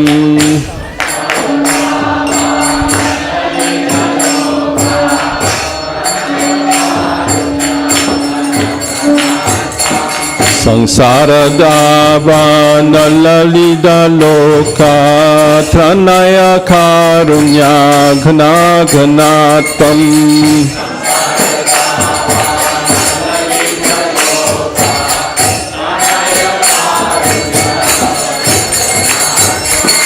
Praptasya Kalyana Gunanavasya Vande Guru Shri Charanarvindam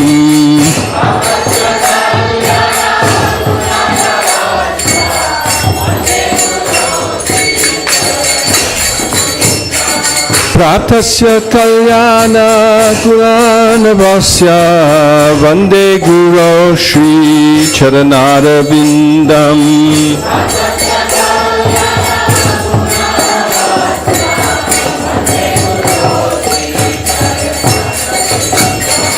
Mahaprabhu Kirtana Nitya Gita Paditra Madhyan Manasora Sena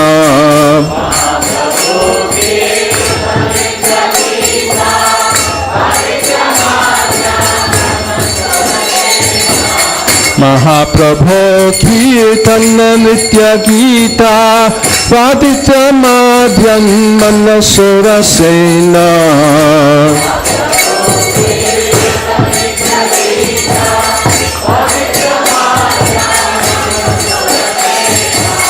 Romanchakam Pashrutaranga Bhajo Vande Guru Shri Charanarvindam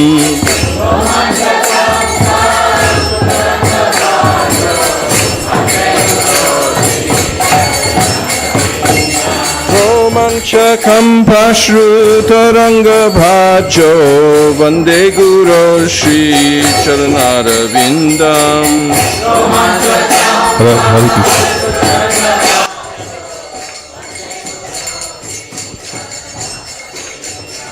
Shri Vigraharadhana Nityanana Shringaratan Mandira Marjanado Hare Krishna.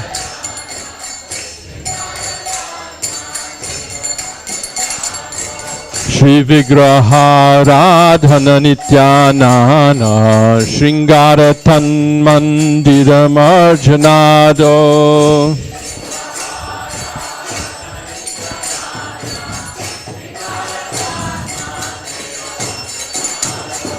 Yuktasya Bhaktang Shaniyunjatopi Vande Guru Shri Charanarvindam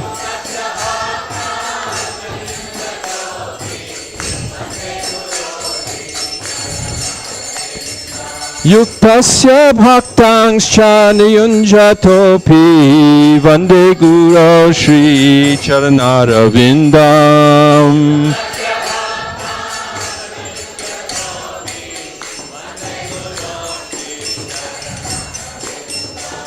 Chaturvidha Shri Bhagavat Prasada Swadvana Triptan Hari Bhakta Sanghan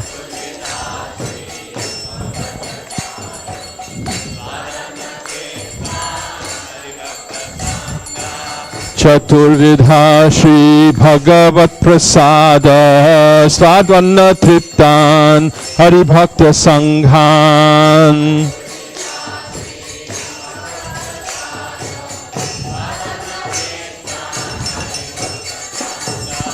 Tritvaiva Tripting Bhajatak Sadaiva Vande Guru Shri Charanarvindam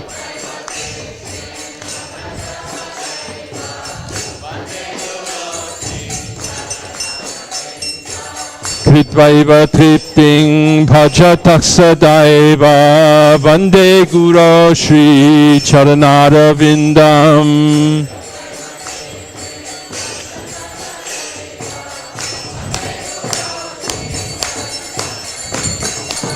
Shri Radhika Madhava Yoda Para Madhurya Lila Guna Rupa Namna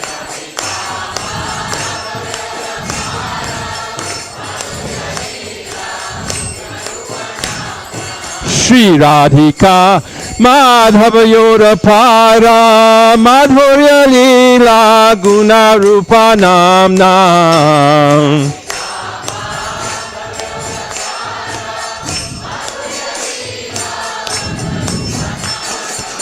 Pratikshana Sladana Lolupasya Vande Guru Shri Charanara Vindam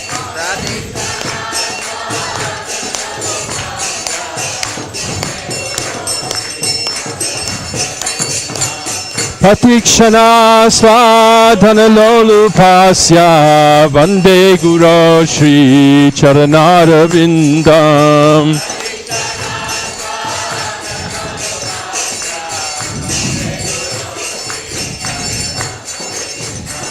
Nikunja Yuno Ratikeli Siddhai Yayali Bhir Yukti Apekshaniya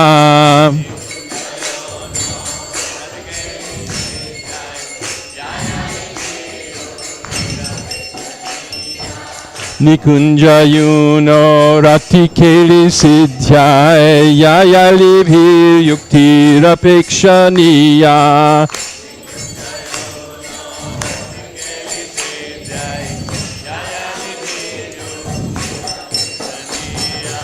Tatrati Daksharati Vallabhasya Vande Guru Shri Charanara Vindam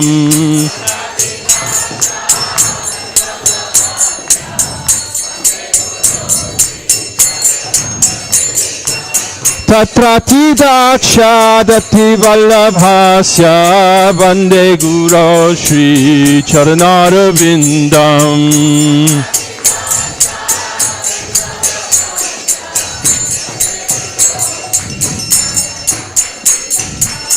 Sakshadharitvena samasta shastraya uktastatha bhavyata eva shadvi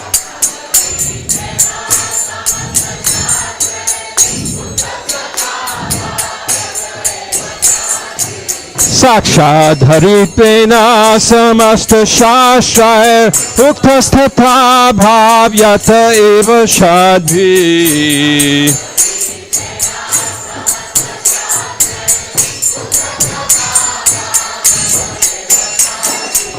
Kintu Prabhupada Priya Eva Tasya Vande Guru Shri Charanara Vindam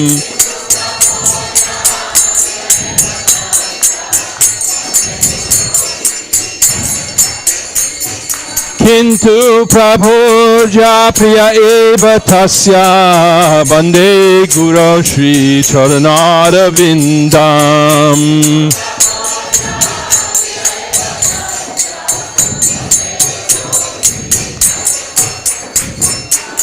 Yasya prasadat bhagavat prasado Yasya prasadan nagati kutopi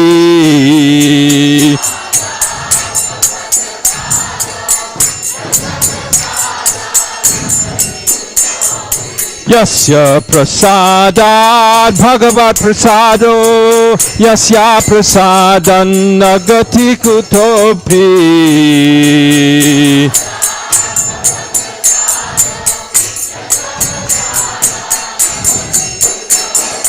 Dhyang stubang stasya yashashri sandhyam Vande Guru Shri Charanara Vindam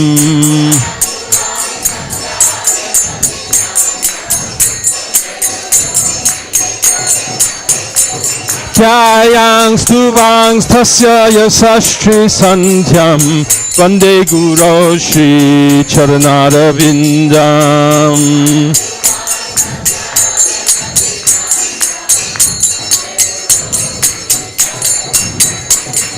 Vande Guru Shri Charanara Vindam Vande Guru Shri Charanara Vindam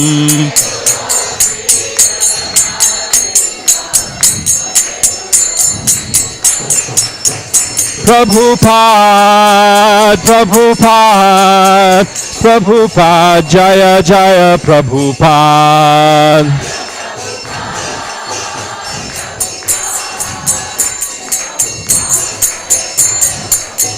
Jaya Jaya Prabhupada, Prabhupada, Prabhupada, Jaya Jaya Prabhupada.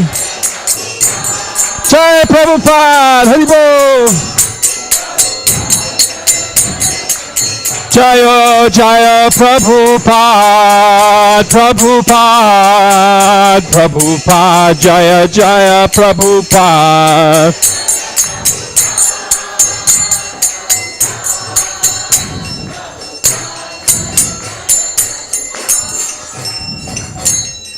Nama Om Vishnu Padaya Krishna Prishtaya Bhutale Srimate Bhakti Vedanta Swamin Iti Namine.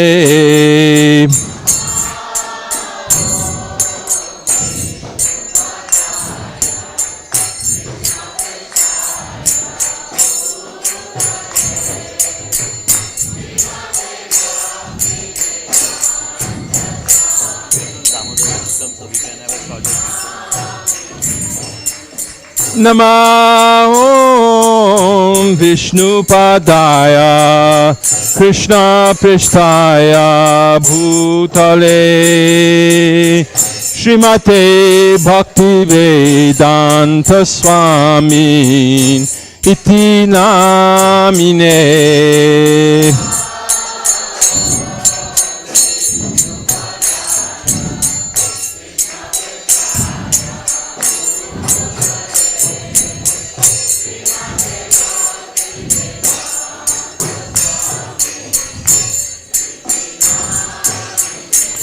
Jayo Shri Krishna Chaitanya Prabhu Nityananda Shri Advaita Gadadhar Shri Vasadi Gaur Bhakta Vrinda.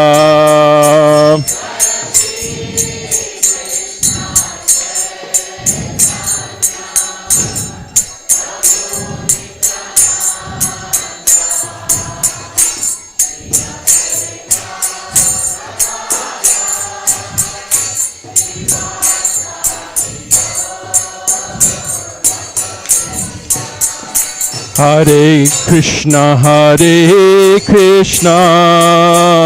Krishna Krishna, Hare Hare, Hare Rama, Rama Rama, Hare Hare.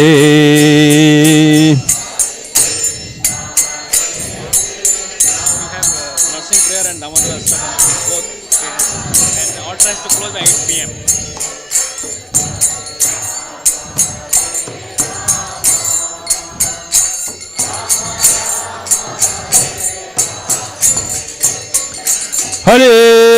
Hare Krishna, Krishna Krishna, Hare Hare, Hare Rama, Rama Rama, Hare Hare. So you want to stop now and do Premajwani now while they're still doing the arti? Okay. Yeah, because Damodara Ashtakam has to go a lot of people, so it will take some time. When this is done, announce that they should move and roll up the road. Before Damodara. Hare Krishna, Krishna Krishna, Hare Hare, Hare Rama, Rama Rama, Hare Hare. Hare Krishna, Krishna Krishna, Hare Hare, Hare Rama, Hare Rama, Rama Rama, Hare Hare. Jaya Prabhupada, Jaya Prabhupada, Jaya Prabhupada, Jaya Prabhupada. Prabhupada Jaya, Prabhupada Jaya, Prabhupada Jaya, Prabhupada. Jaya Prabhupada, Jaya Prabhupada, Jaya Prabhupada, Jaya Prabhupada. Prabhupada Jaya, Prabhupada Jaya, Prabhupada Jaya, Prabhupada. Namaste Narasimhaya. Namaste Narasimhaya. Prahladayane.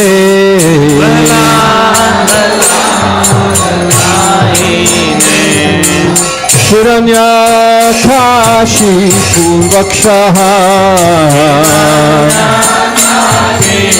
Purvakshaha. Shiratanka Nakalaye.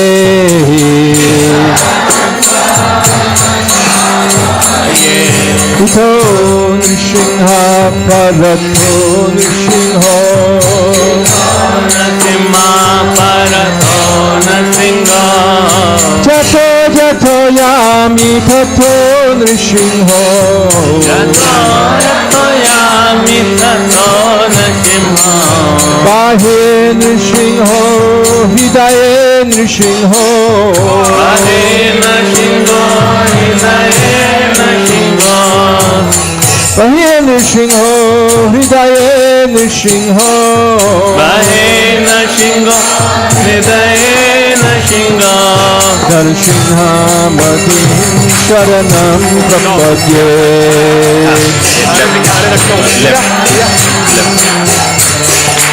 Avakara Kamala Varena Kam Nabhuta Shingam Dalita Hiranyakashipu Dhanubringam Keshavadhita Narahari Rupa Jaya Jagadish Hare. Jaya Jagadish Hare, Jaya Jagadish Hare. Avakara Kamala Varena Kam Adbhuta Singam Dalita Hiranyakashipu Dhanubringam Keshavadhita Narahari Rupa Jai Jagadish Hare. Jai Jagadish Hare. Jai Jagadish Hare. Jaya Lakshmi Nrsimha, Jaya Lakshmi Nrsimha, Jaya Lakshmi Nrsimha, Jaya Lakshmi Nrsimha. Lakshmi Nrsimha Jaya, Lakshmi Nrsimha Jaya, Lakshmi Nrsimha Jaya, Lakshmi Nrsimha.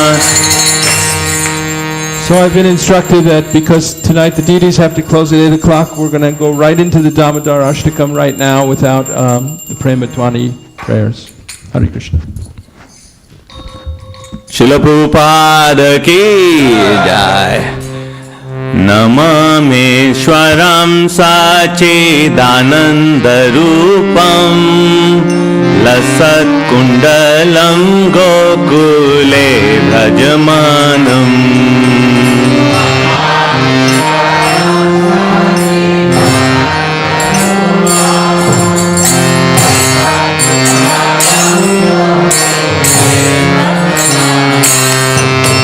Namameshwaram Sachidanandarupam Lasat Kundalam Gokule Bhajmanam.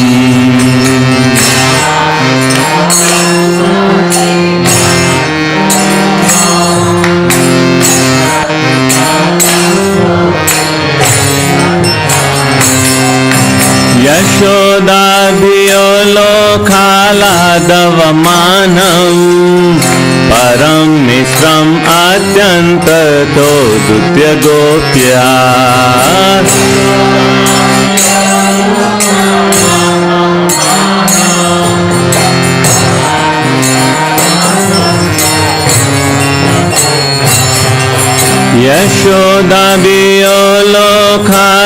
यशोदाभियोलोकालादवमानं परं मिश्रम् आद्यन्ततो दुत्यगोप्या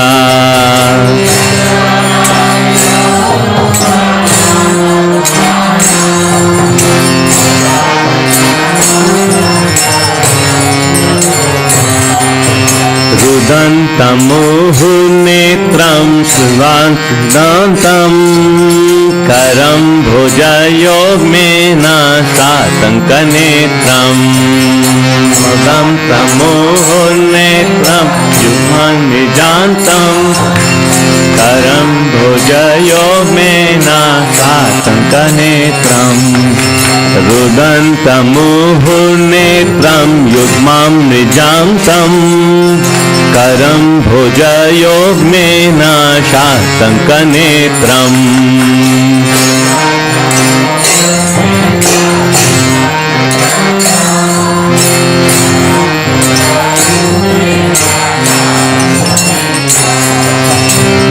मुहुश्वासकं पात्रीरेखाङ्ककान्ता हितैग्रीवं दामोदरं भक्तिबाधम्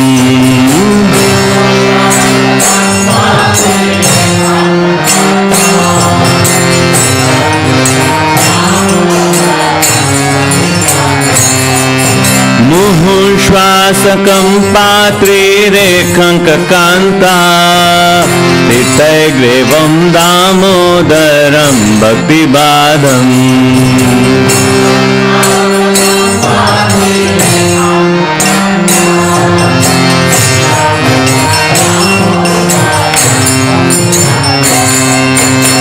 इदं ते मुखं भोजम् अत्यन्तनीले वृतं कुण्ड इति द्वक्सलीलाभिरानन्दकुण्डे स्वघोषं निमाञ्जन्तम् आख्यापयन्तम्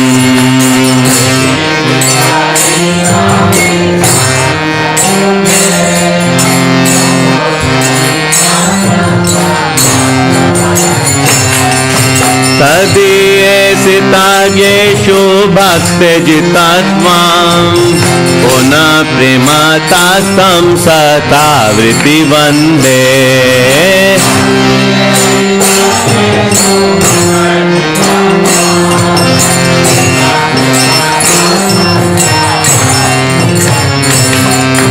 वरं देवो मोक्षं न मोक्षवदिं वा न चन्यं वेनेहं वरेषदपीह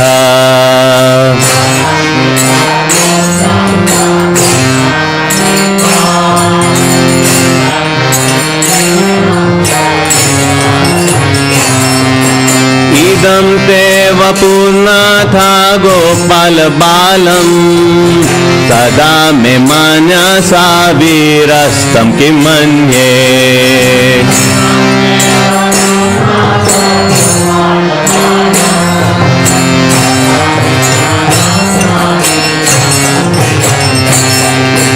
इदं ते मुखं भोजम् अत्यन्तनीले वृतं कुण्तले Snigdha रक्तश्च Gopya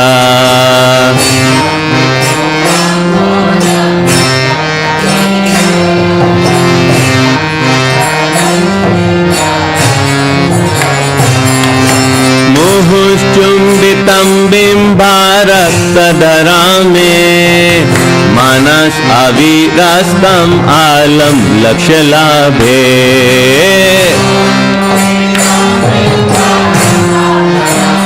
All glory to Lord Damodar.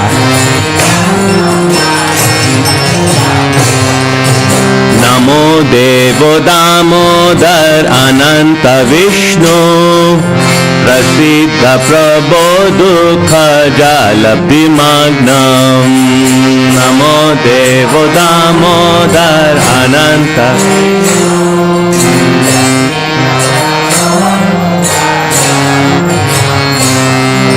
Vipadrishtivishyate Dinabatanu Graha Nishamam Ajnam Edi Ekshidishya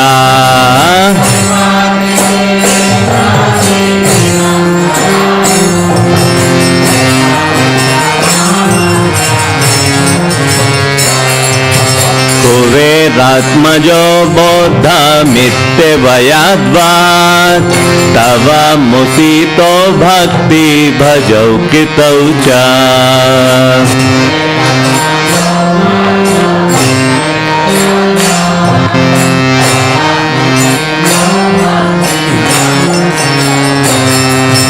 तथा प्रेम भक्तिं स्वाकाम्य प्रयाचा न मोक्षे ग्रहो मेस्ति दामोदरे हा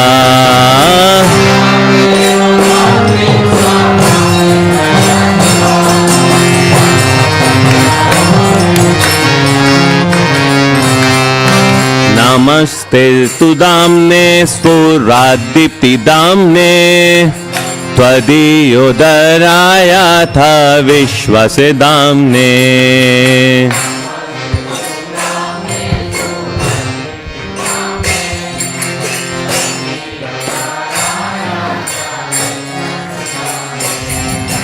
नमो राधिकाय त्वदीयप्रियाय नमो नान्तलीलाय देव्यभ्यतुभ्याम्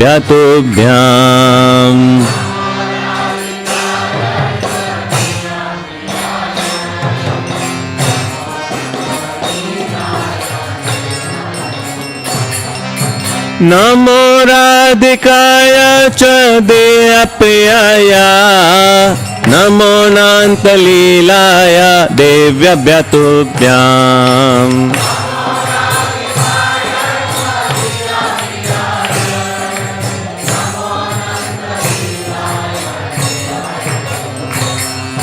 नमो राधिकाय च देयप्रियाय नमो नान्तलीलाय देव्यभ्यतुभ्याम्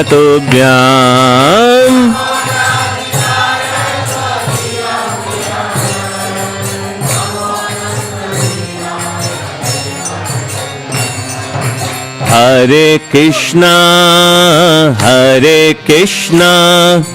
Krishna Krishna Hare Hare Hare Ram Ram Ram Hare Hare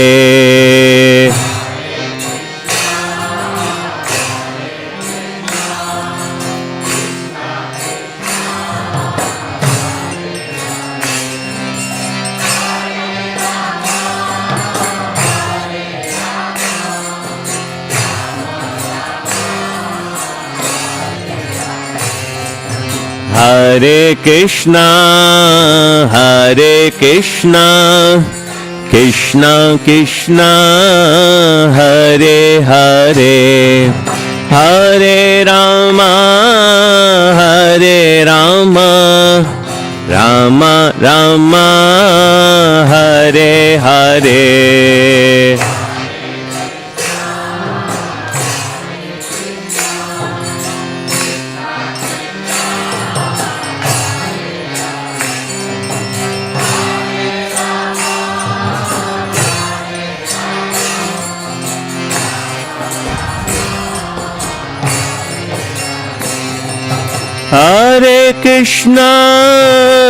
Hare Krishna, Krishna Krishna, Hare Hare, Hare Rama, Rama Rama, Hare Hare.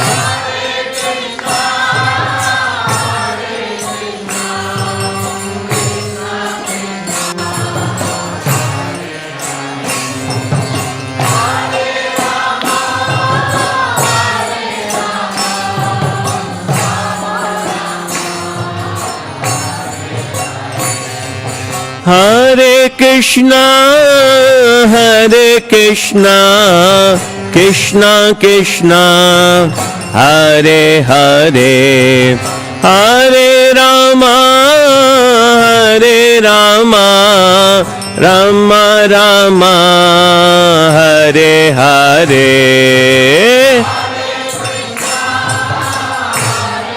Please pray from your heart on this special day.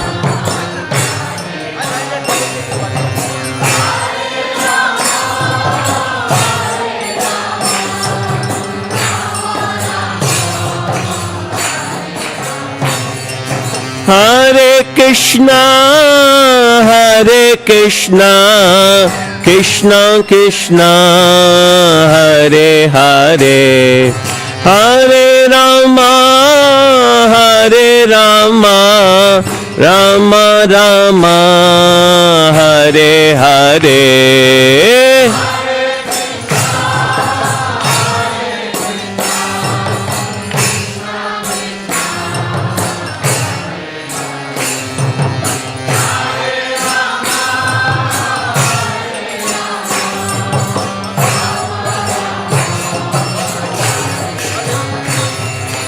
Hare Krishna, Hare Krishna, Krishna Krishna, Hare Hare, Hare Rama, Hare Rama, Rama Rama, Hare Hare.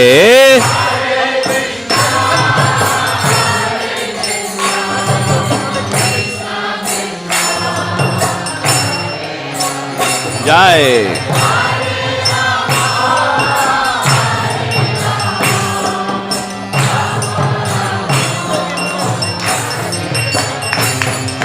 Hare Krishna, Hare Krishna, Krishna Krishna, Hare Hare, Hare Rama, Hare Rama, Rama Rama, Hare Hare, Hare.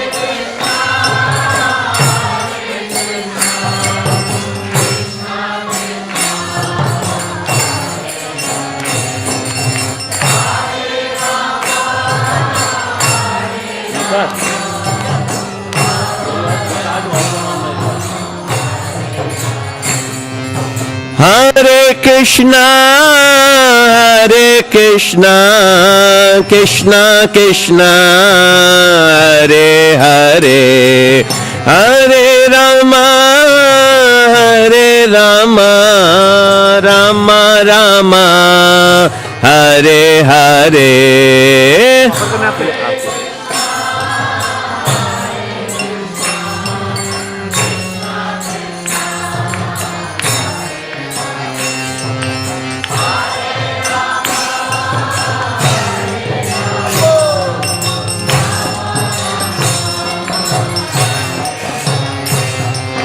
Hare Krishna, Hare Krishna, Krishna Krishna, Hare Hare, Hare Rama, Hare Rama, Rama Rama, Hare Hare, Hare Krishna, Hare Krishna.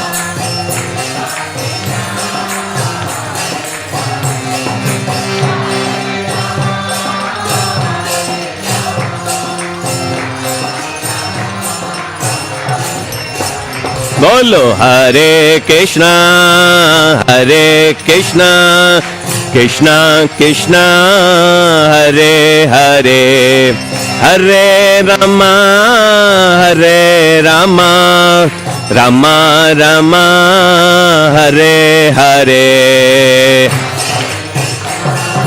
Jai Shrimati Radharani ki jai ho.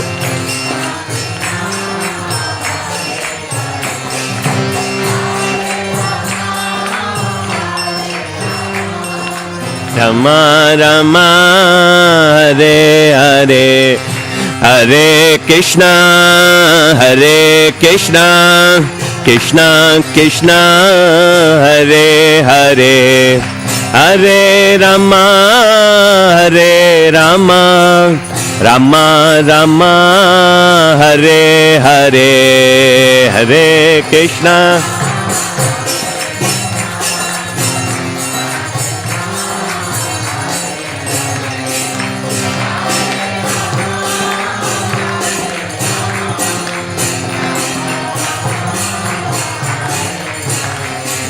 Hare Krishna, Hare Krishna, Krishna Krishna, Hare Hare, Hare Rama, Hare Rama, Rama Rama, Hare Hare.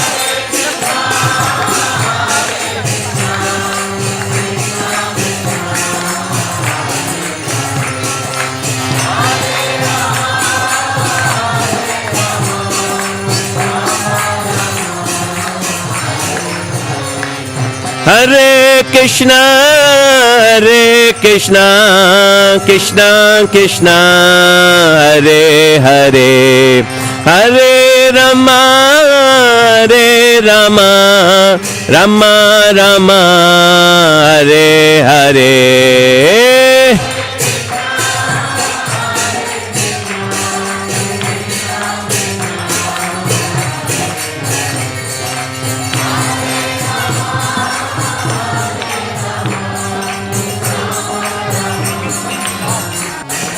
Jai Jai, Hare Krishna, Hare Krishna, Krishna Krishna, Hare Hare, Hare Rama, Hare Rama, Rama Rama, Hare Hare.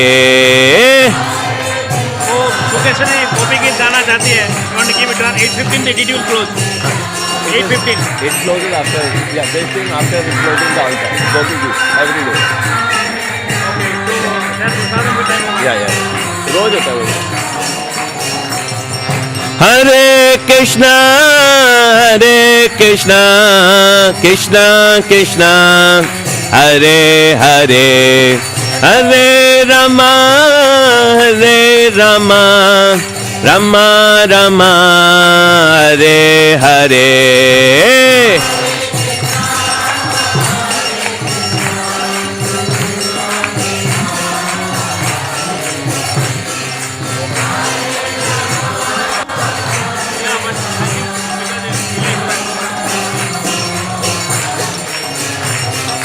Hare Krishna, Hare Krishna, Krishna Krishna, Hare Hare, Hare Rama, Hare Rama, Rama Rama, Hare Hare.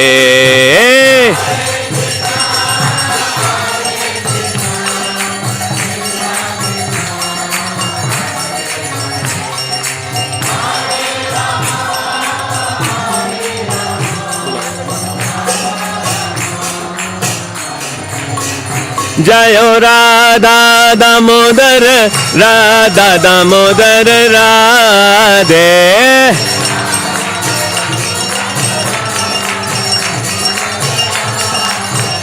Jayo Radha Damodar, Radha Damodar Radhe.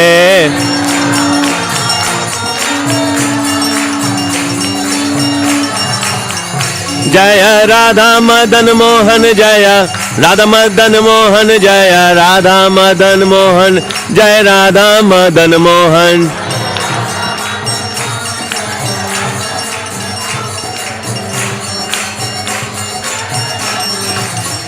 Jaya Jaya Prabhupada, Prabhupada, Prabhupada, Jaya Jaya Prabhupada.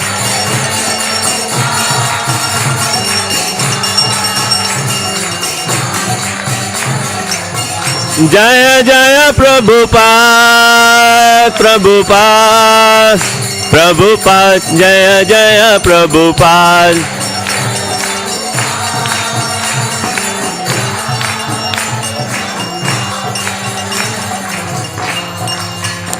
Shri Damodar Ashtakam ki jai.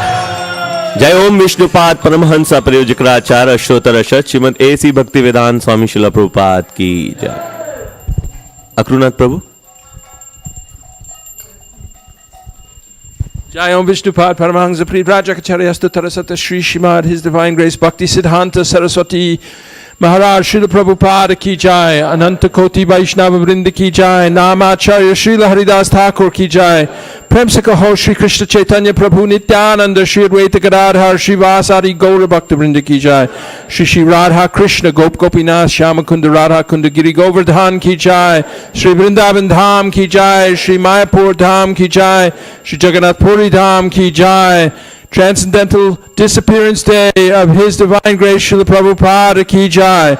Transcendental Disappearance Day of His Divine Grace Srila Prabhupada Ki Jai. Transcendental Disappearance Day of His Divine Grace Srila Prabhupada Ki Jai. Samaveta Bhakta Vrinda Ki Jai. ISKCON Silicon Valley Yatra Ki Jai. Grantaraj Srimad Bhagavatam Ki Jai. Transcendental Book Distribution Ki Jai. Harinama Sankirtana Ki Jai. Shri Shri Radha Madana Mohan Ki Jai. Shri Shri Lakshmi Nrsingadev Ki Jai. Shri Krishna Chaitanya Mahaprabhu Ki Jai. All glories to the assembled devotees. All glories to the assembled devotees. All glories to the assembled devotees. All glories to the lotus feet of Shri Shri Guru and Gauranga. Hari Hari Bo.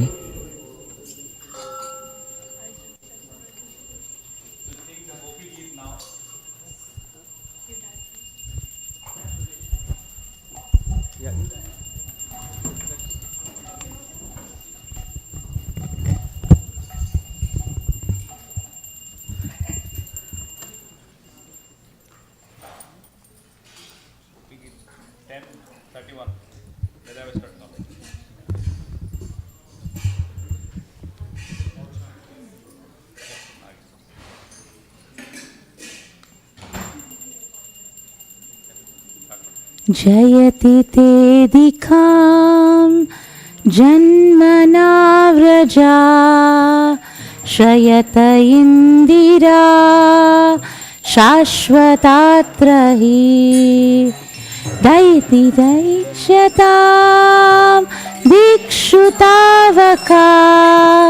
त्वयि धृता शश्वत् त्वां विचिन्वते शरदुदासये साधुजातसान् सरसिजोदरा श्रीनुसादृशा सुरतनाथ ते शुल्कदाशिका वरदनिघ्नतो नेह किं वदा विषजलाप्ययात् व्यालरक्षसान् वर्षमारुतान् वैद्युतानलान् वृषमयात्मजान् विश्वतो भयात् ऋषभते वयां रक्षिता मुहुः न खलु गोपिका नन्दनो भवान् अखिलदेहिनाम् अन्तरात्मद्रे विकनसार्थितो विश्वगुप्तये सकौदेयिवान् शाश्वतं कुले विरचिताभयां वृष्णिदुर्यते चरणमीयुषां साम्भृते भयान् करशोरोरुहां कण्टकामदां शिरसि देहिना श्रीकरागृहां व्रजजनार्तिहान् वीरयोषितां निजजनास्मया ध्वंसनास्मिता भज सखे भवान् किङ्करी स्मस्नो जलरुहाननां चारुदाश्रया प्रणतदेहिनां पापकर्षणां Trinacharanugaam Sriniketanam Fanifanarpitam Te Padambujam Krunukucheshuna Krindihritchayam Madhuraya Gira Valguvakyaya Buddha Manodnyaya Pushkarekshana Vidikaririma Viramohyatir Adharasiduna Pyayashishnaha Tavakatamritam Tapta Jivanam Kavibiriditam Kalmashapaham Shravanamangalam Srimadatatam Bhuvi Grinantiye Burida Jana Praharshiyamiya Prema Vikshanam Viharanam Chate Dhyanamangalam Rahasi Samvido Ya Hridi Sprisha Kuhakono Mana Shobhayantihi Chalasi Yadvrichat Charayan Pashun Nalina Sundaram Natha Te Padam Shilatrinankurai Sidatitina Kalilatamana Kantagachati Dinaparikshaye Neelakuntalai Vanaruhananam Bibradavritam Ganarajasalam Darshayan Muhur Manasina Smaram Virayachasi Pranatakamadam Padmacharchitam Dharani Mandanam Deyamapadi Charana Pankajam Shantatam Chate Ramananasane Aryapyayadyam Suratavardhanam Shokanashanam Swaritavenunam Shushtuchumbitam Itararagavish Maranam Ranam Vitaravíranas Te Dharamritam Atatityadbhavan Ahnikananam Truti Yugayate Tvam Apashyatam Kutila Kuntalam Shri Mukham Chate Jada Udikshatam Pakshma Kridrisham Patisutanvaya Bhartribhandavan Ati Vilangyaye Tenti Chakra Gati Vidastava Gita Mohita Kitava Yoshita Kastya Jenishi Rahasi Samvidam Krichayodayam Prahasiti Prema Vikshanam Brihadurashriyo Vikshadhamate Muhurati Spriha Mohyate Mana Vrajavanokshanam Vyaktirangate Vrijinihantriyanam Vishwamangalam Tyajamanakshasas Tvaktatedanam Swajana Hridujam Yannishudanam Te Yate Sujata Charanam Buruham Staneshu Bitasanai Priya Dadimahi Karkareshu Tenatvim Atashitat व्याहतेन किं स्वीर् कुराप्रभृ भ्रमति धीर्वत् आयुषम्या.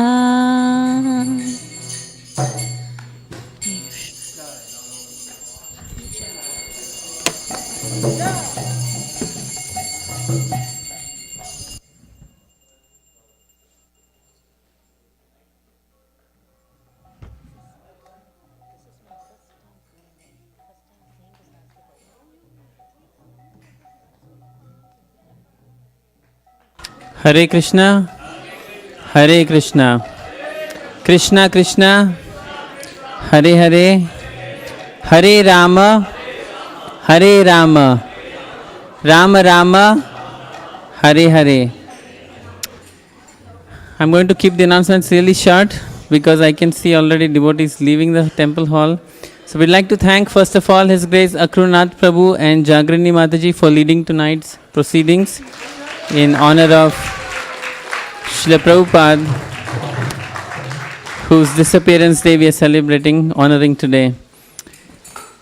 For those of us in the second generation of ISKCON, we have not personally met Srila Prabhupada, but it is through his books, through his Vani, through his videos, through his photos, and most importantly through his disciples that we have come to know and come to appreciate the glories of Srila Prabhupada and the movement that he has started. So we cannot really do at all without the blessings and mercy of his disciples. So we are very grateful that Akrunath Prabhu and Jagrini Mataji and Kanka Mataji were here today to guide us into this program.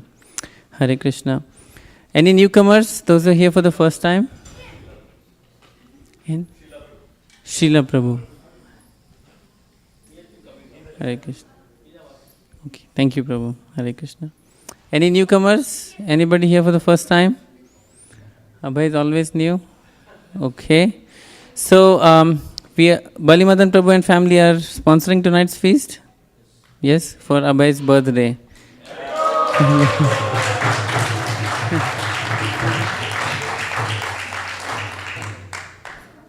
What's that? Are you too old? Stand straight. Okay, how old are you now? 5 times 2 divided by 2 plus 5. Okay.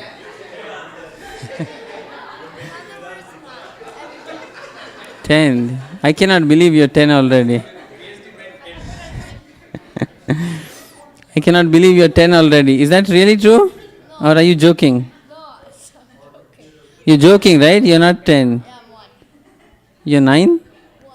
1. 1 plus 9? 10. Okay. Tell us what you like the most at the temple.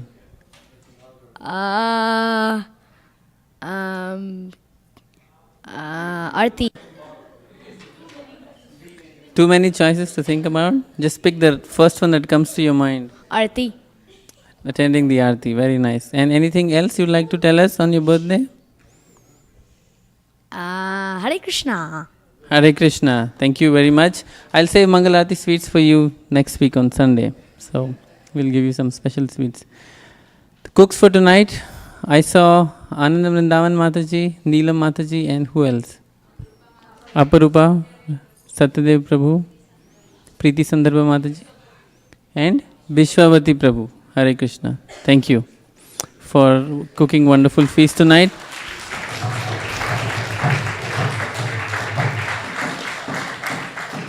Also would like to thank Damodar Vamshidhari Prabhu for leading Damodar Ashtakam and Sukeshwari Mataji for leading the Gopi Geet prayers. So Gandharvika Mataji has reminded us to continue chanting chapter 9 of the Bhagavad Gita, the chant vow that we have taken for this month of Kartik. So please continue doing so. Now, cleaning, yes. We do need few volunteers to help with cleaning in the kitchen and the temple hall. So, at least 5 hands for half an hour after prasadam. Yeah, please take prasadam, honor prasadam in the temple hall. Okay, so please do stay back a little bit and help with cleaning after prasadam. Let's sing Prasadam prayers all together. Sharira Vidya Jal Jodendriya Tahe Kal Jive Pele Vishaya Sagore Tar Madhe Jivayati Lobho Moy Sudurmati Take jeta kathina samsare Krishna bada dayamoy Kori bare jivha jai Swaprasad anna dilo bhai Sayanamrita pao Radha Krishna guna gao Preme dako Shri Chaitanya nitai Preme dako Shri Chaitanya nitai Mahaprasade Govinde Namo Brahmani Vaishnave Svalpa Punyavatam Rajan Vishwaso Naiv Jayate Prashade Sarva Dukkhanam Hanirasopajayate Prasanna Cheto Suyashu Buddhi Paryavatishthate Bhagavad Shri Mahaprasad ki. Please come and take prasadam. Hare Krishna.